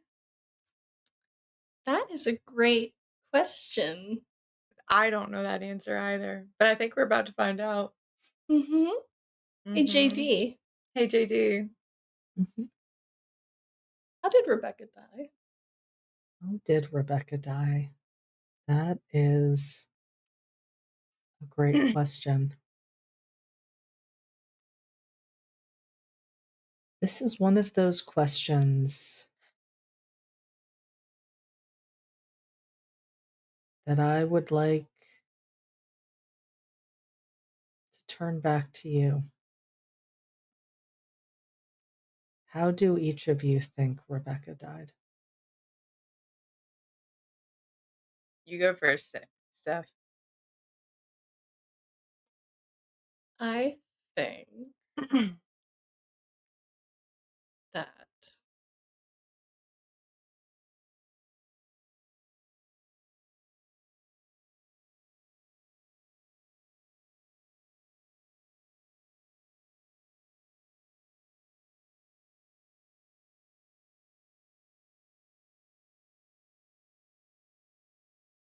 we established that Isaiah killed Siobhan on his own, correct? Mhm. I think after that was when Rebecca started feeling doubts about what she was doing and if she was being killing the girls was a way to, in her mind, save them from a miserable life. So she took the sin of killing them on so that when they died, they were dying without sin. But she was a necessary sinner where she believed she was committing sin for the right reasons. It's getting fucked up. So I think that moment was sort of the breaking point of like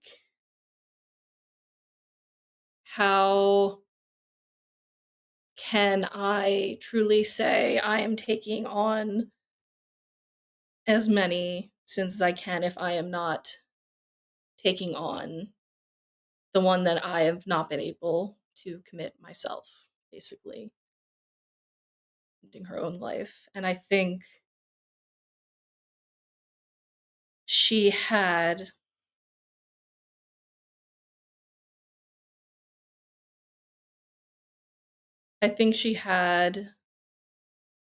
perhaps talked it over with Isaiah, because why not? And I think she had gone down to the beach where they would meet. And I think she was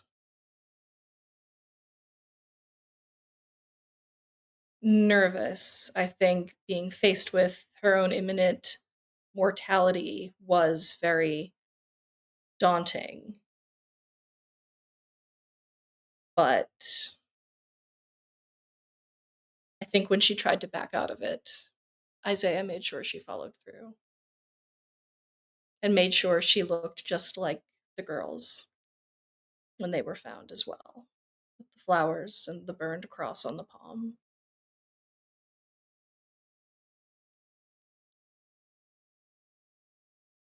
That is one way it may have happened.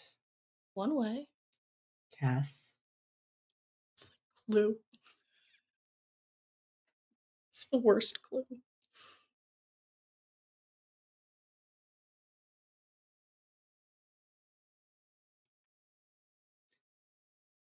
Oh no, Cass, I think you're muted.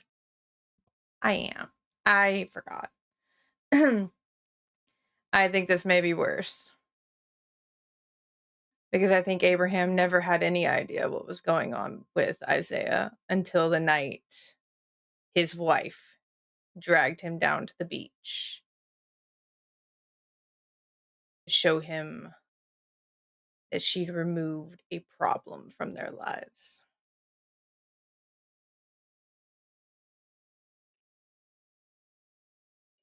And perhaps why Rebecca is a wet rat is because her mother drowned her in the sea. And Abraham couldn't have that. So he removed another problem and carried his beloved child home. And then hid the knife he used to kill his wife.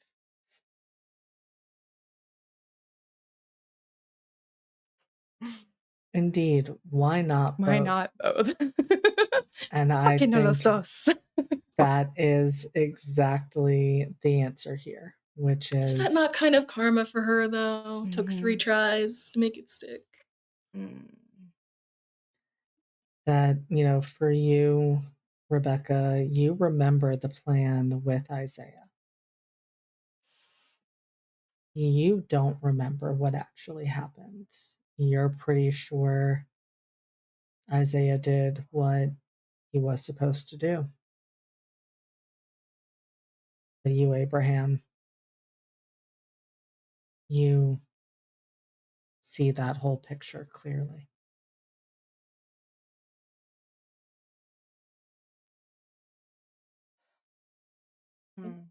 Maybe Isaiah, whether intentionally or unintentionally, didn't fully follow through with it. For whatever reason. Stomach wounds take a long time.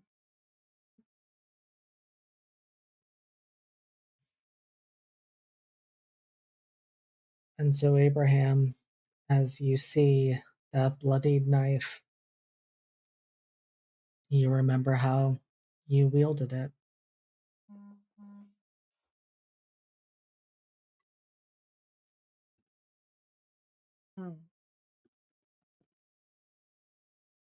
I don't think he says anything. Think maybe he just hugs his child tighter. And wonders where his wife is on the island. Oh! And that is a great transition to the rest of the room because don't worry, Q. I'm gonna get to that question you messaged me about. We're gonna get there, but before we do, I want to ask what is happening with the Finley, Rachel, Siobhan, bearer of the sacred flame conglomerate with Finley's realizations about the sound.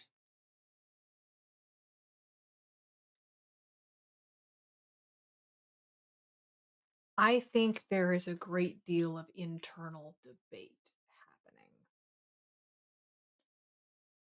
I think that Siobhan wants revenge on the experimenters and wants to hurt them in some way, shape, or form. I think Finley wants more data. And I think Rachel is using every atom of her spiritual power to hold the bearer of the sacred flame back because there has been a lot of stuff going on that they are very, very interested in. And uh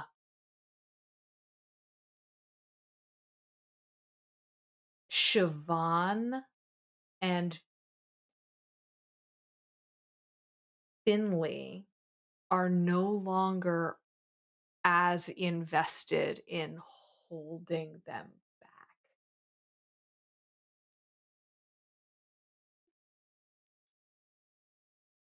So they're kind of, I think Finley is sort of, they're just being kind of quiet and sort of looking. And I think what Finley is going to do um, is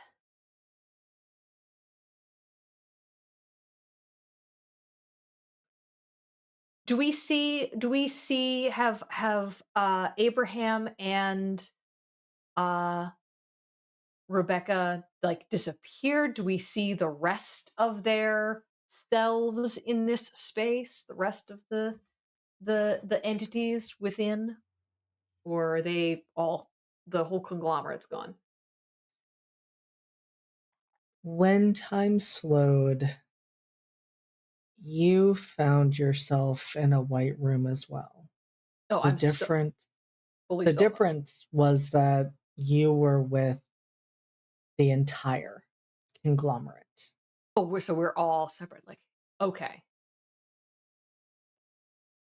We have layers upon layers of reality breaking right now. excellent.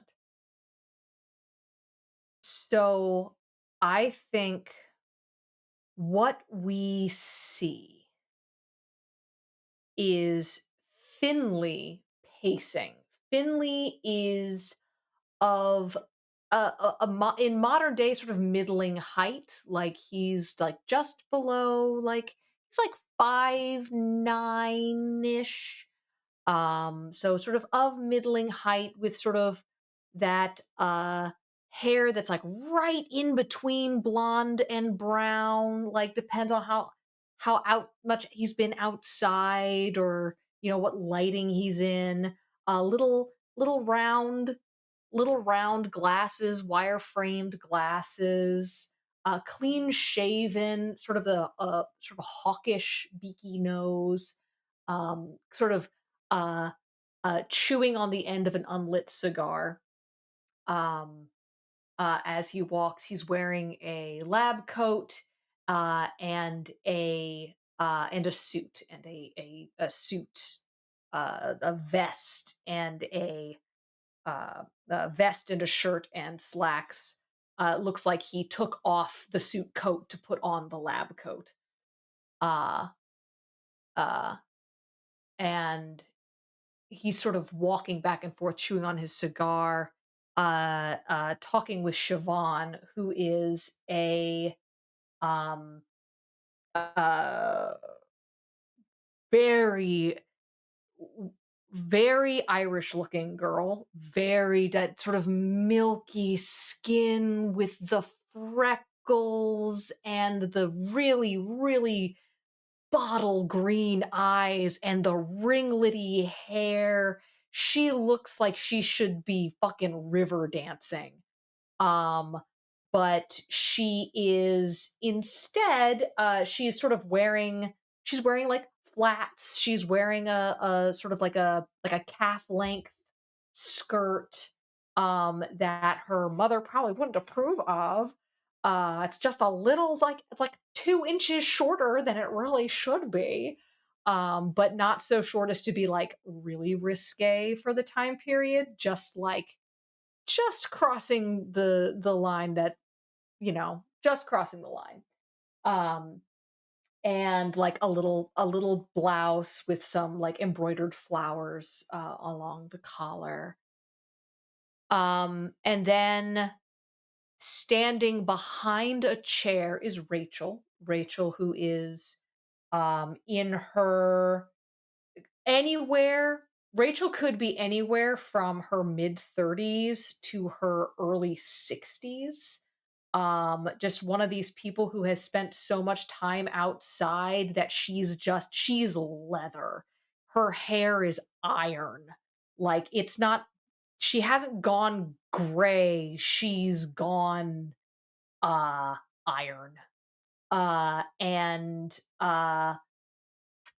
she's got really sort of dark eyes, a sort of relatively like full, very like smiley lips, which are currently compressed into a line with effort as she is holding tight to a the basically the drawstrings of a hood that is covering the head of a struggling figure that is in the chair. And the only thing that we can see of that figure is their kicking legs, which are just wearing jeans, like boot cut jeans, heavy work boots, and burns. We can see incredible burns all over their hands. One of their hands is gloved, the other glove has come off and is lying on the floor as they're trying to get Rachel to stop, basically trying to strangle them. Um,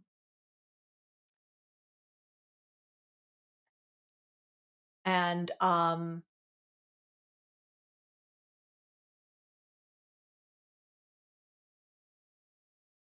they don't like it when we interfere with one another. They want to keep us all on the same track. They don't mind it when we do this. They don't mind it when Rachel does that. There is no one trying to stop Rachel from killing the bearer. I could actually use help if we're being entirely honest. Catches a catches a fist. Son of a bitch. Uh and Siobhan sort of is tapping her chin. I wonder,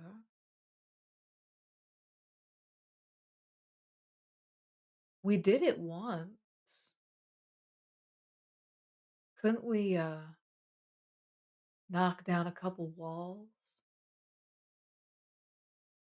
You know, not be just rats in a maze, but I don't know, change the maze a little bit.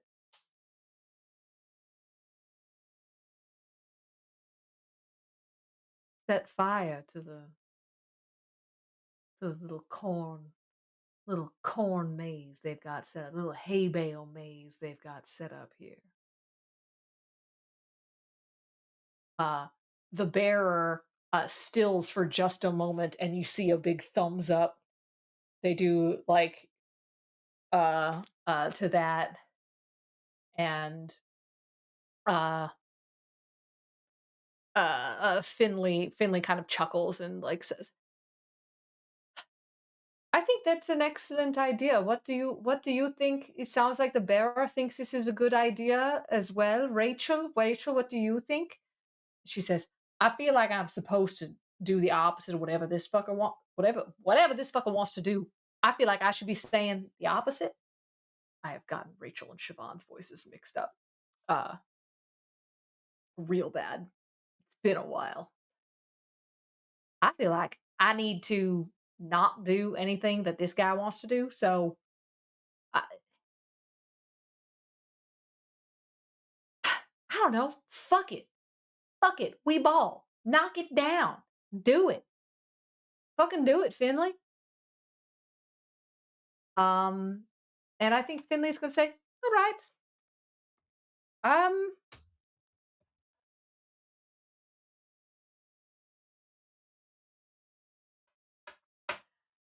so what I think I'm actually gonna do is Finley and Siobhan.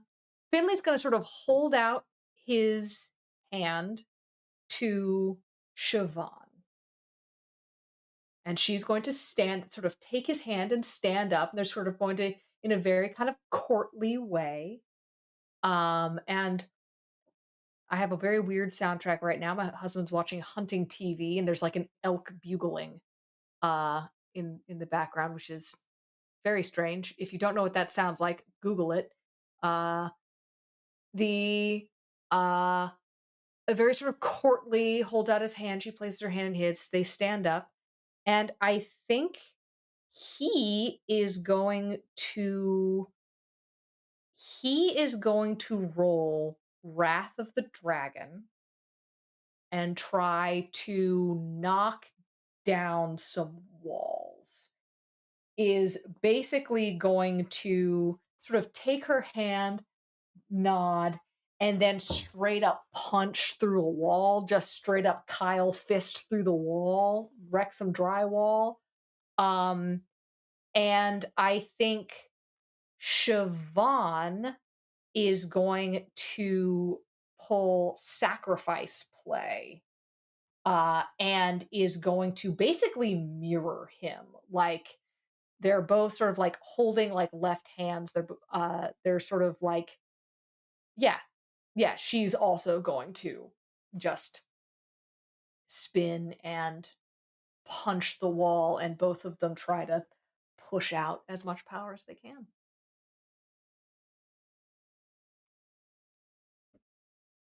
And I'll let you take whichever role would be higher in terms of the stat, but of course, with Siobhan's move, that succeeds no matter what. So I'm more curious about Finley and what he is going to hit. And so I will give you the choice, Stella, to use physical prowess or to use shadow. I think they are trying to use shadow. Neither Finley nor Siobhan are actually all that physically impressive. Like Finley's strong, but he's not strong like Rachel like looks strong. Rachel's like wiry, strong. Like if Rachel like went to the gym for like 2 weeks, she'd be a full muscle mommy. But like she's not gonna do that. She has shit to do. Um, he's not that. He's not beefy.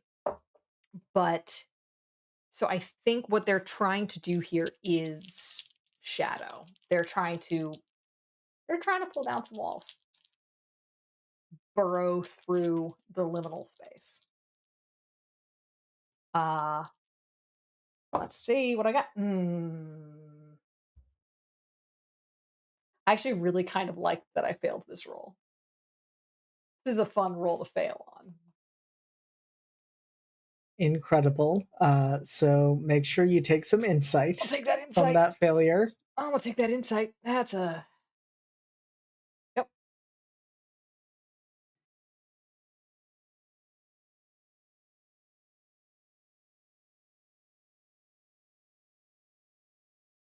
And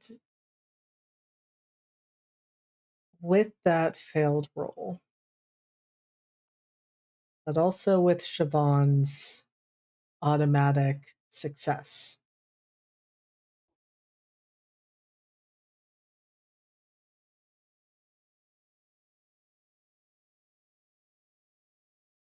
the two of them go for the walls. And if Finley had succeeded, perhaps this would look very different. You don't know what you might have seen if that were to happen, but what you see instead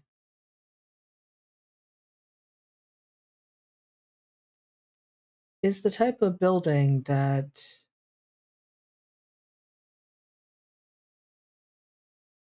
Rachel, especially, would be used to. It is the very clear environment of a government facility.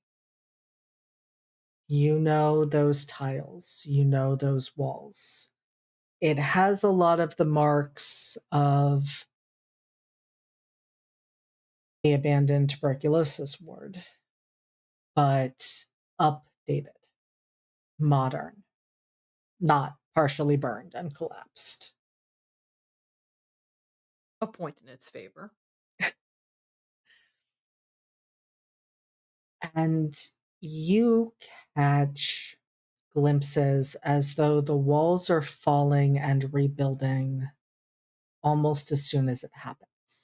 You see figures sitting at computers, figures in lab coats, running data or observing something.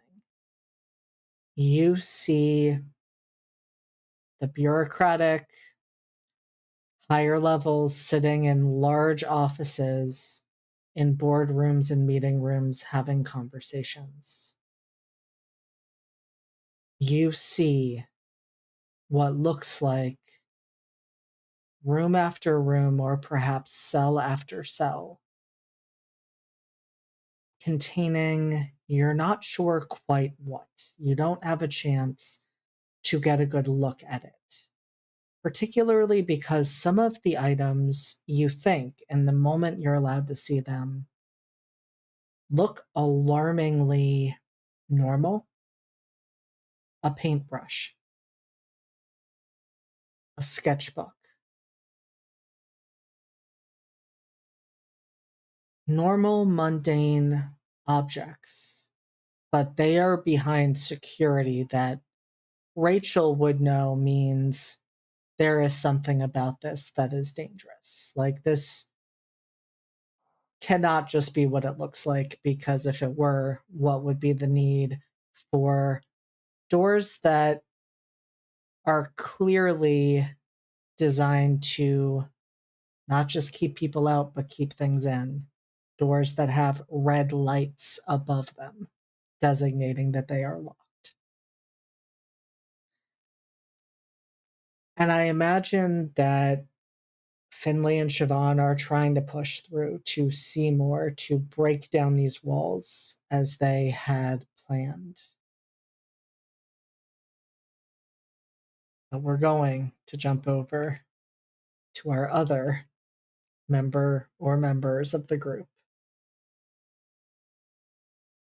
And I would like to know what the four of you would like to do as you are still standing in the room. You have not left it. The others have. You do not see anyone other than well, I said four, but there are five of you. Mm-hmm. But I'm curious about what the four of you would like to do.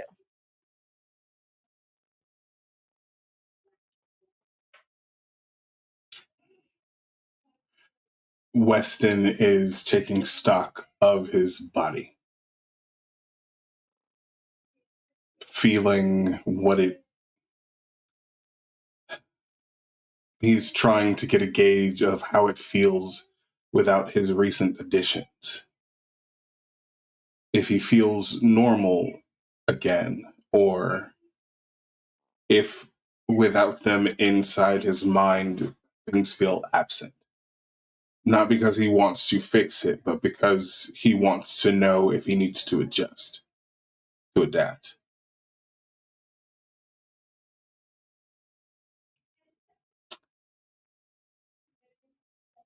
I think Raven was, as he always is, was looking for a way out.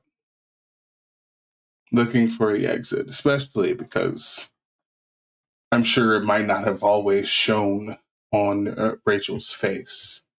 I imagine there were flashes, Yeah. Oh, of the bearer. So he was intensely aware of that presence. Christian has been mulling it over, the whole sort of situation, especially because there were some details that finally filtered in after the change of being in his own body again for the first time in forever. So he was taking stock of that, and then he realized, or he learned some things about Abraham. So he had been staring intently there. However, he had put Russell behind him when the shadow came. Because I'm fairly certain it was Christian who saw the shadow thing first. Mm-hmm. So even though his attention was mostly on Abraham, he never let the shadow not be in his, at least, periphery. And Russell, seeing the shadow, seeing the scary thing, seeing all of his friends react to it, has been thinking in his mind of what a hero might do.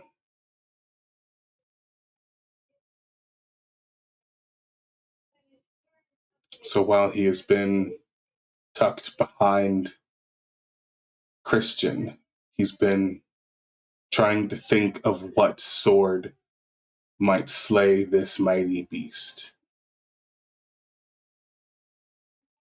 And he comes up with a flashlight.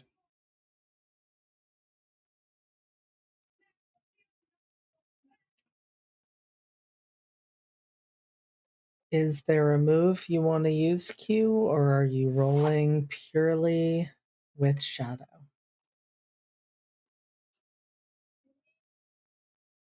Okay, well, it depends on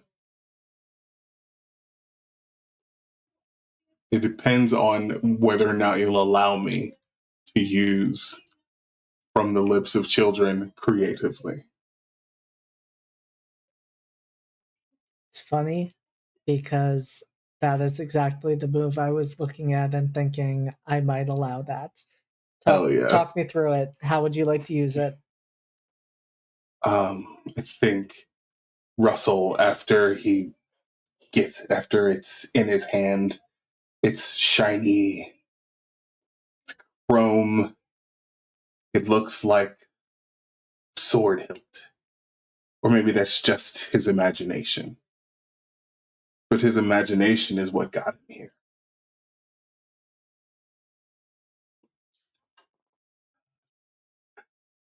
So he moves around from behind Christian, holds the flashlight up, and goes, "You're not supposed to be here. You need to leave now." And I think he turns on the flashlight.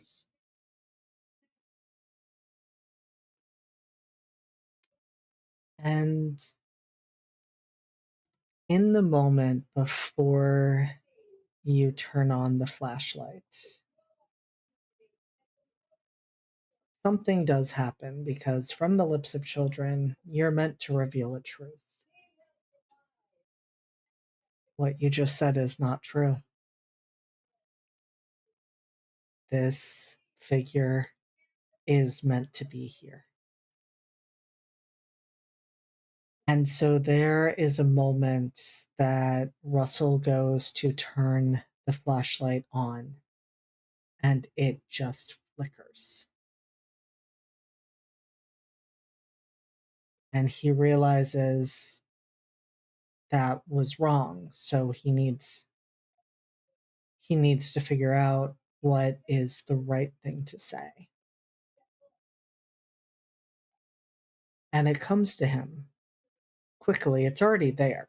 He has the flashlight in hand. It's not hard instead to say, "You're just darkness. What do you do in the light?" And this time, the flashlight turns on. And Q, just for fun, I would like you to roll 3 dice and tell me the 2 highest plus your shadow. Okay.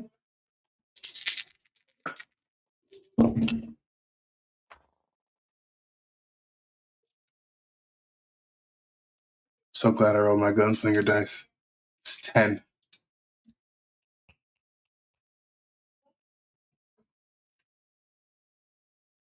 All right, what I'm going to need from everyone right now is a shadow roll. All of us. All of you. From Who's which rolling shadow? Rebecca, from Kai, from You know, whoever you think would be in control if you were all stuck together again.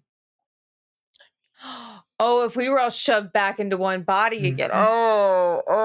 Okay. Oh.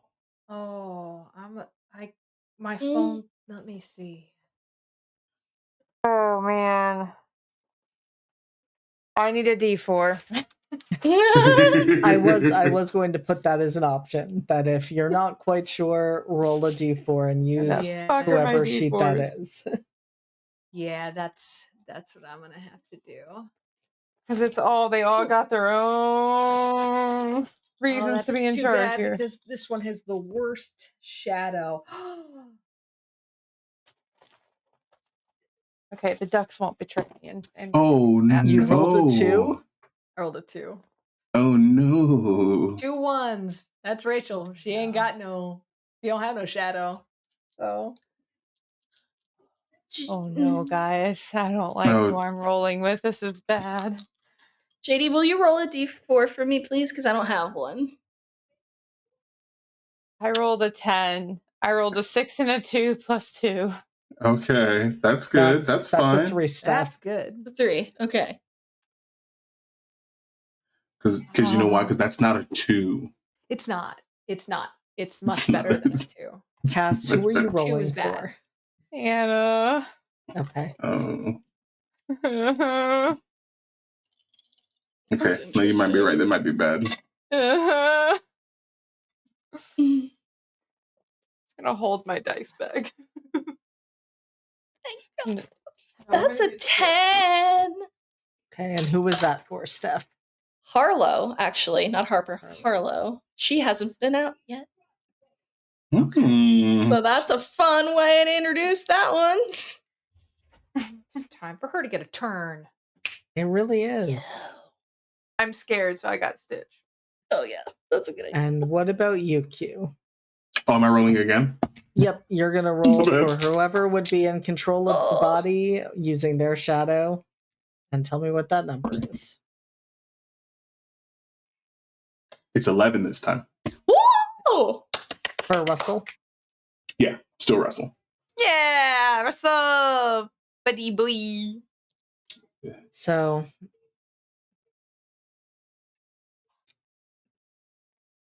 my next question is,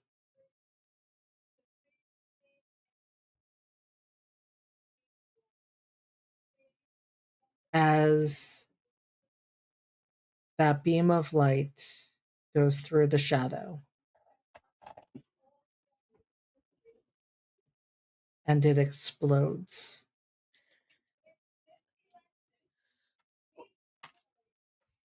and Finley et al. Feel the ground shaking beneath their feet. Rebecca and Abraham see the walls around them starting to break apart. Many of you have been intentionally or otherwise separated from the others. And so I need to know in this moment what each of you want. Do you want to remain separate? Or do you want to be back together as the whole that you were before?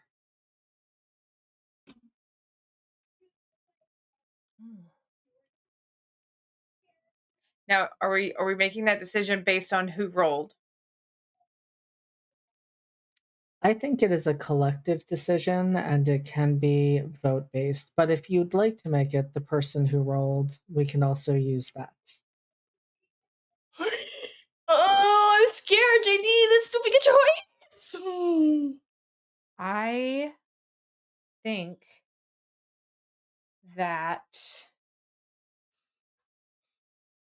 they are going to stay.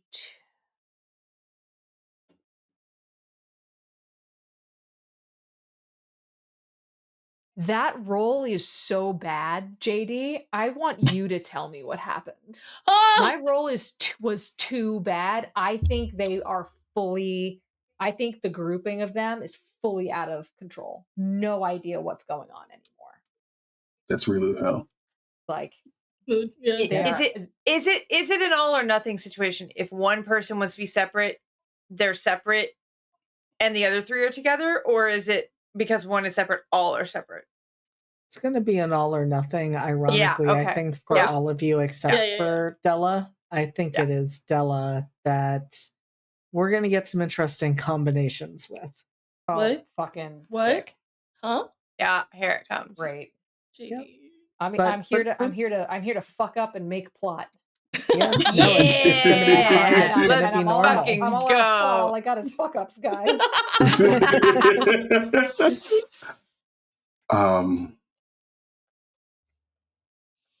I think that my boys are going to stay together. And it's like, it's not even a hard sell. Not for the reason you think, or maybe for the reason you think. Weston doesn't question it. He just saw the most powerful thing in this place, and it wasn't the shadow. So he's for sure going to keep that close.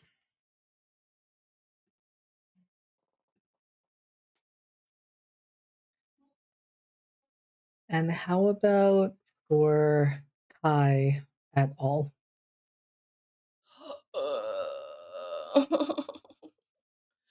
God, this is so.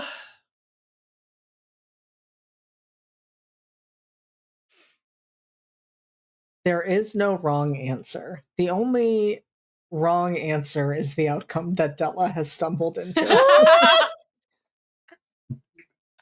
So, like, Wow, dude. is this actually going to happen? Because, like, people will be dead.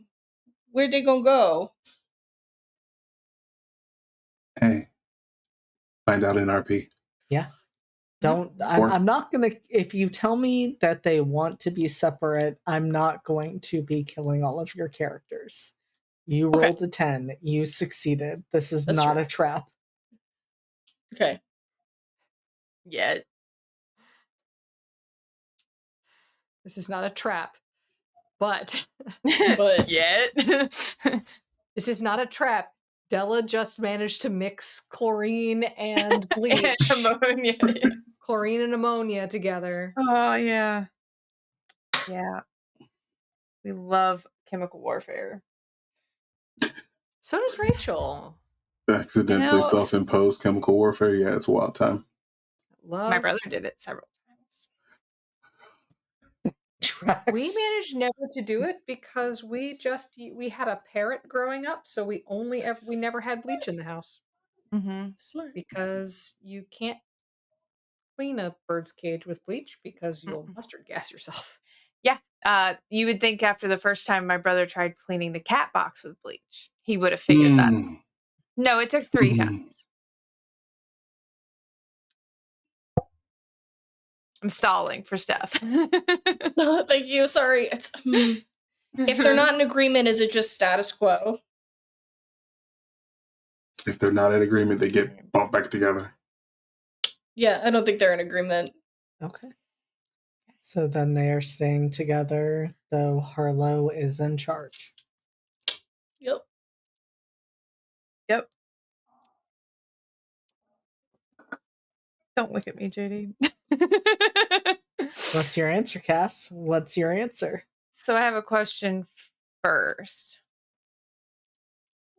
Anna never would have taken her eyes, literally or figuratively, off of the bearer at all.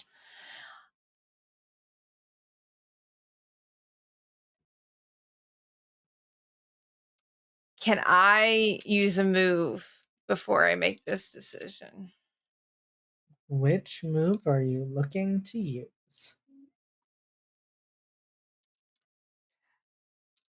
I've seen this all before.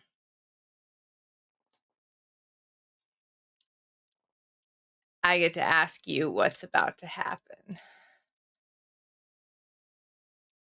And then you will describe what I see, notice, recognize, and allows me to see what is about to happen with enough time to act in whatever way I see fit.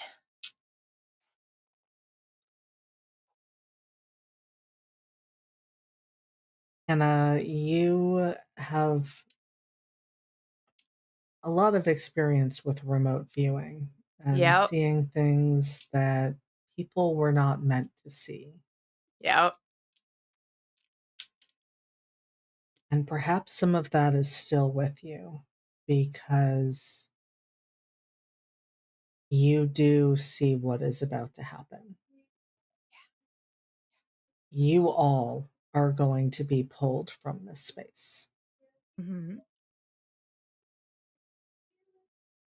and brought back to the Mm-hmm. island. We're not on the island.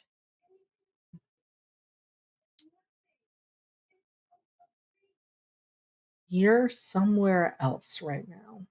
Uh-huh. Whether that is on the island or not is debatable, but you will be pulled back to it. And I'm imagining, given that the focus is more on the bearer of the sacred flame, that what happens around you as you return to the island is a little less important to Anna than what is happening to all of you.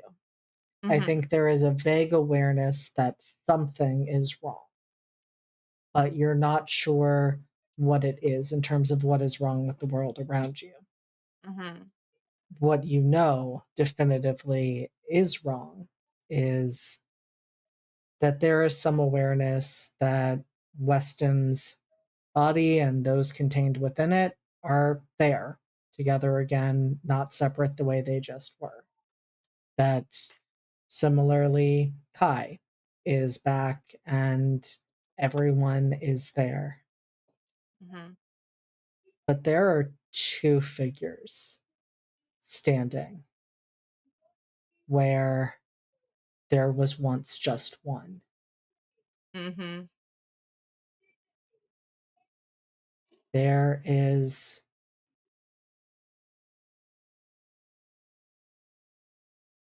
Rachel, Mm-hmm. but you can see Dr. Finley staring out of her eyes. Mm-hmm. And then there is Siobhan. And you know who I know. is inside of her. Okay. So JD, I think Anna will pose a very quick question to the others. Relay everything she saw very quickly. And I succeeded on that roll. I got a 10. Don't think Abraham wants to leave his daughter.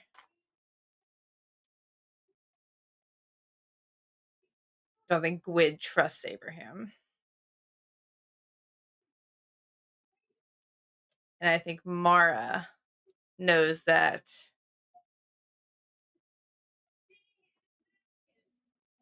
she and Anna can use their own curiosity to help each other. Can I split What the a day! two? What a lovely day! You Thank just you, see Raiders. this bad idea and you're like, I gotta get on that. I gotta Yeah. get in on this. Yeah. This looks awful. Yeah. Thanks, Raiders. Yay. Hello, writers. Hello.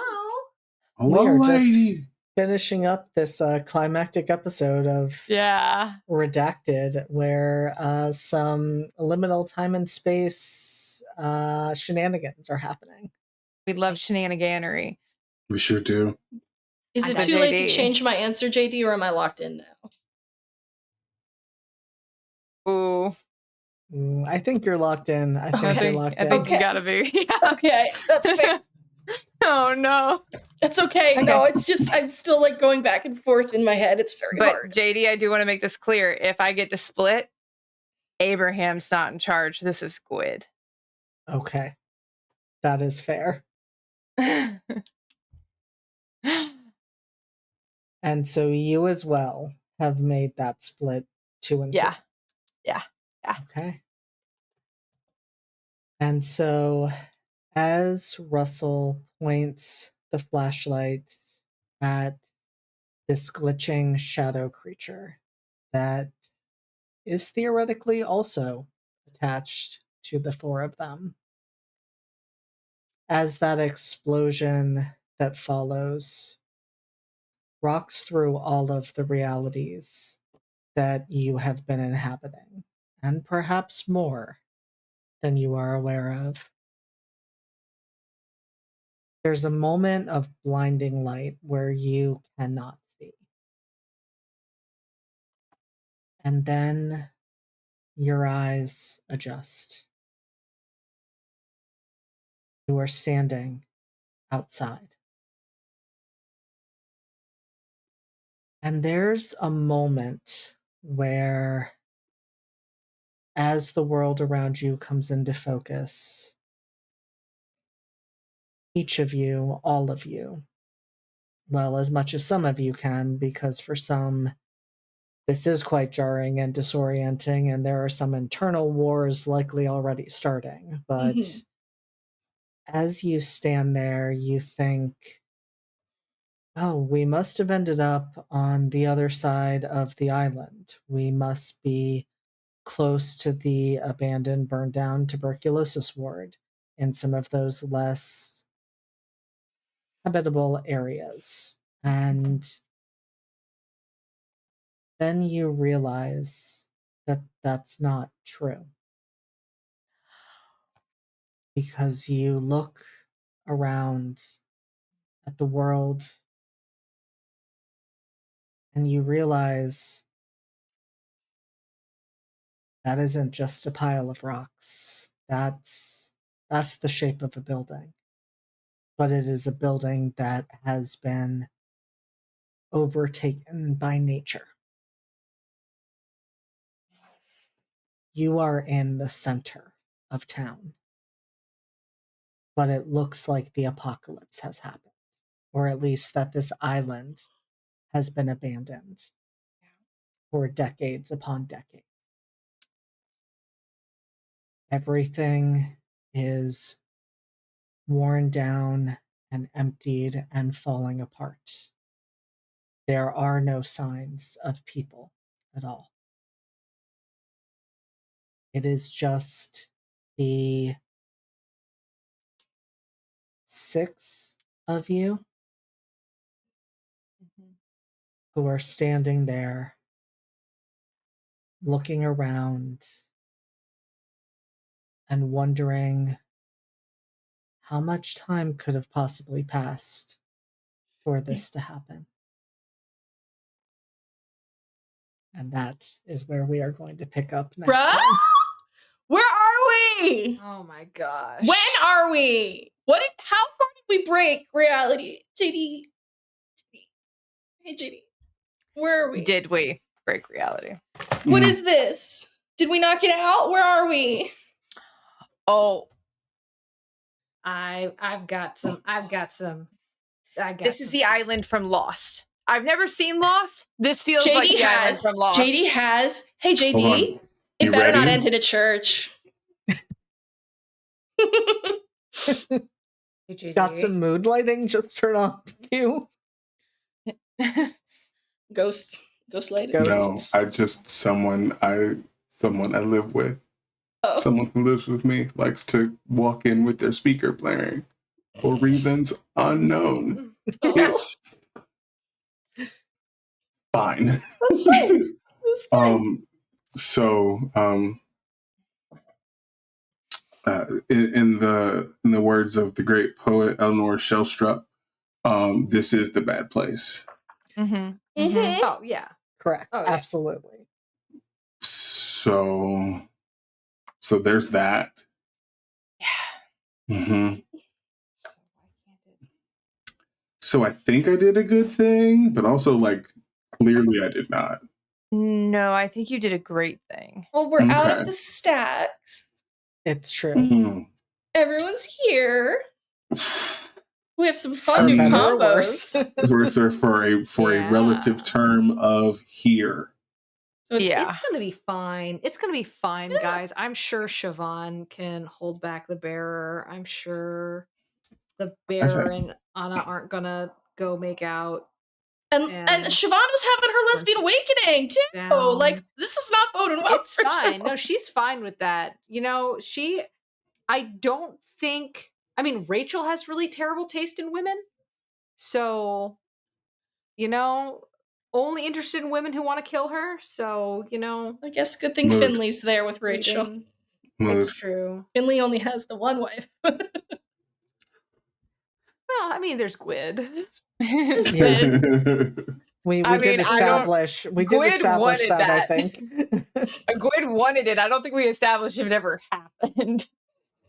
Yeah, we should clarify Find that. out in RP. I should find out in RP. Clarify if the Yeah. doctor and his wife liked his vibes. Their Listen, vibes. I'm gonna say at the time, the 19 teens, people fucked. Like, Oh, they yeah. didn't Mhm. give a shit. Saw you from across the ward and I liked your vibe. Ayy. I have to go. I have to leave. I'm so sorry. I must go. Were you grounded the slate cue? Yes, absolutely. That's what that sound was. That's why I looked back. I'm He grounded. was up Sorry. past his bedtime, so he grounded. Mm-hmm. I got home after the lights came on, so we're grounded. Oh no.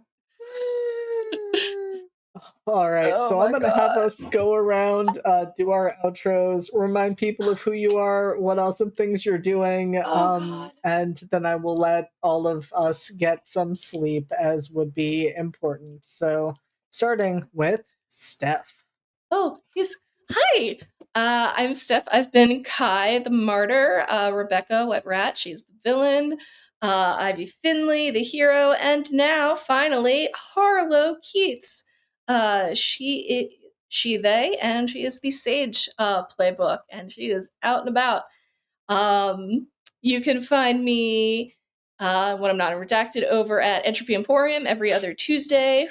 They call us Villains, where I just play just a sweet little bean, she's a little doomed, named Scylla, who's not going through some existential stuff. It's fine, don't worry about it. She got her friends. She got her friends. No spoilers for Cass, because Cass needs to watch it. But yeah, Cass. don't worry I'm about so a sorry. thing. Cass, I'm so sorry. There's so many theories now. It's great. We're having theories about multiple characters. But yeah, other than that, I am here and can't wait to see what Harlow gets up to. I'm excited to see this. I'm glad we're getting to let Harlow out. Harlow the from first the time. Cult of Sacred Flame timeline. I'm sure it's fine. Yeah, it's I not wouldn't like she worry wrote about that it. book that can't be brought to the island. It's true. We're gonna have to talk about that book. Yeah, we're gonna need to talk about that book. I got some edits. It's Anna's body that's running around. Just to be clear, Mara's the passenger. Oh dear. Well, Mara's body is kind of, Yeah, so this is Anna that's running around with Mara in her head. So Gwyn is still stuck with Abraham. Abraham is Gwyd's passenger. Okay, well, Gwyn has the body. But Mara's missing her. Mara's missing her her security personality. Yeah. Well, that's a time. That's a Oh, time. yeah. You did that to yourself. Yep. I did. That's I wild. did do that to myself. Wow. That's why I was asking those questions of JD. I was like, "Ooh, am I doing this? I'm fucking doing it." I mean, anyway, Anna and Abraham in one body would have been too much for that man to handle. Oh, well, and they are the absolutely. ones with the most motivation right now to do their own things. So made sense to split the other two up. Anyway. All right, Q. we're gonna jump over to you. Hi, hello. I'm Q. Tonight I was mostly Weston, the villain, and Russell the child. Russell out here doing big swings. But you know, Christian is still here, and so is Raven. They're both. It's fine. Don't even worry about it. When I'm not here, you can find me pretty much anywhere out on the internet at Midnight Inc. That's Midnight_INQ. Q is my name. I'm sure you get it. Save a horse, ride a cowboy. I keep making cowboys.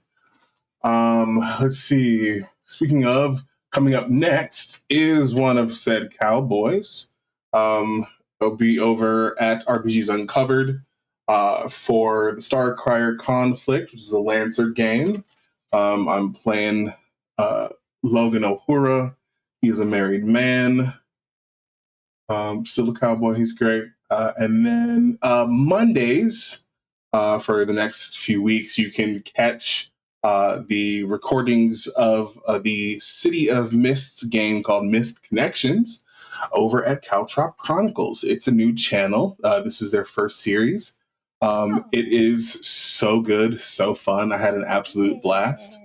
And then, so not just on Tales from the Table Studios, but sort of all over, we are doing the Lionheart Mutual Aid. We are trying to help a good friend keep himself and his family housed. So any donations are acceptable or are appreciated. And even if you just, tell a friend to tell a friend, that's a great help as well. Want to get eyes on it. I think they have a game tonight. They might still be going, so we should maybe hurry. Yeah, they sure do. They're over with Ballad of the Seven Dice, and I'm gonna have us raid them. I'm also gonna drop the Ko-Fi link in the chat right now. Thank you so much. Okay, other than that, things and also stuff. Nephilim Tenebris on Tuesdays here. Other than that, find me. I do stuff and also things. You do. You are like rapidly having as many projects as I have. And we love to see it. It's true. And most of them I can talk about. All right, Della, you are up next. Hi, I'm Della, and I've almost finished this tablet warp. I fucked it up just a little bit. This last one here won't turn the way it's supposed to because one of the threads is crossed. But these all turn the way they're supposed to, so I'm very excited. Anyway, when I'm not building functional looms out of trash I found in my house, you can find me here every Thursday, either being this conglomeration of Rachel the Bearer, Siobhan, and Dr. Finley. You can also find me being Kima, B, the gnomish wizard who's really having a time over at Never Ember's Enigma, also on this channel. And most recently, or like next, I guess you can find me on Monday, where I will be running Thy Kingdom Come, where I think we're in the basement with an angel. Mm-hmm. We A sure are. full angel. And it's having a conversation with them. Let's see if they survive it. It is so fine, and I'm not nervous at all about that session. This sounds perfect. I don't know what you're worried about. You shouldn't be worried. It'll be fine. I feel like I'm I getting gave mixed Brendan messages. so many chances to succeed on that roll, and he Yeah, could no. not do it. All right, Cass, last but not least. Yeah, hi, I'm Cass, better known as Yoda, Yoda Almighty. I have been Mara /Squid / Abraham, the best dad, and / Anna. Everybody made a face. He's a good dad. You will find me next on your screens on Monday as part of the Lion stream extravaganza. I will be over on Tales from the Table Studios playing Little Wrath and Glory, the Warhammer 40k game. I'm excited. We're going to be smashing bugs. And then alternating Thursdays to this game, I am over on Entropy Emporium playing God Complex, which is our Girl by Moonlight campaign. Did I eat somebody a couple games ago? Yes. Was there dead body inside that mech? No, it was fine. I didn't eat I didn't eat a person. I just ate a dead god.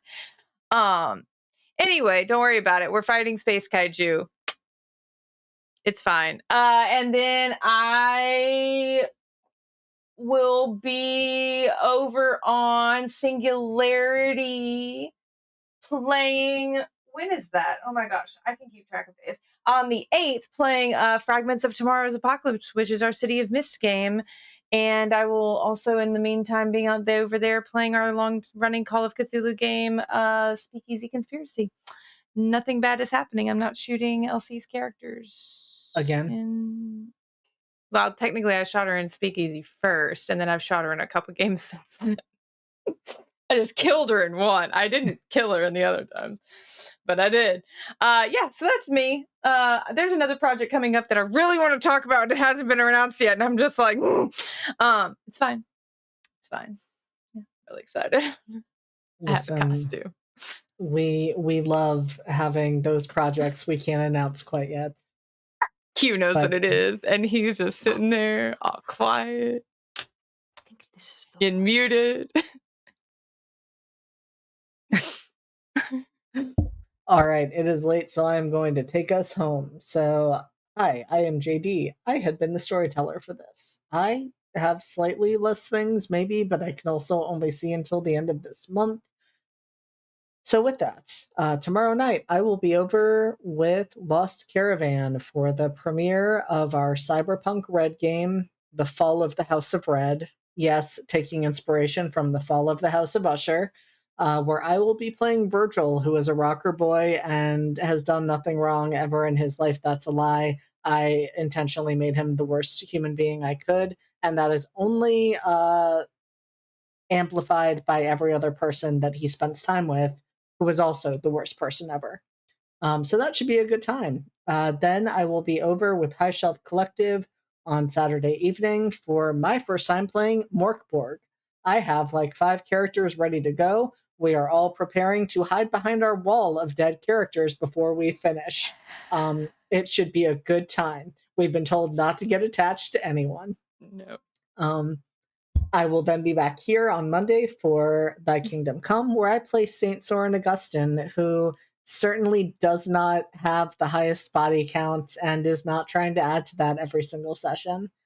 And then I'll be over with Lost Caravan for Nova on Wednesday, where I play Corbin Calloway, who is not emotionally damaged and traumatized from everything that is happening, and is probably actually my most well-adjusted character.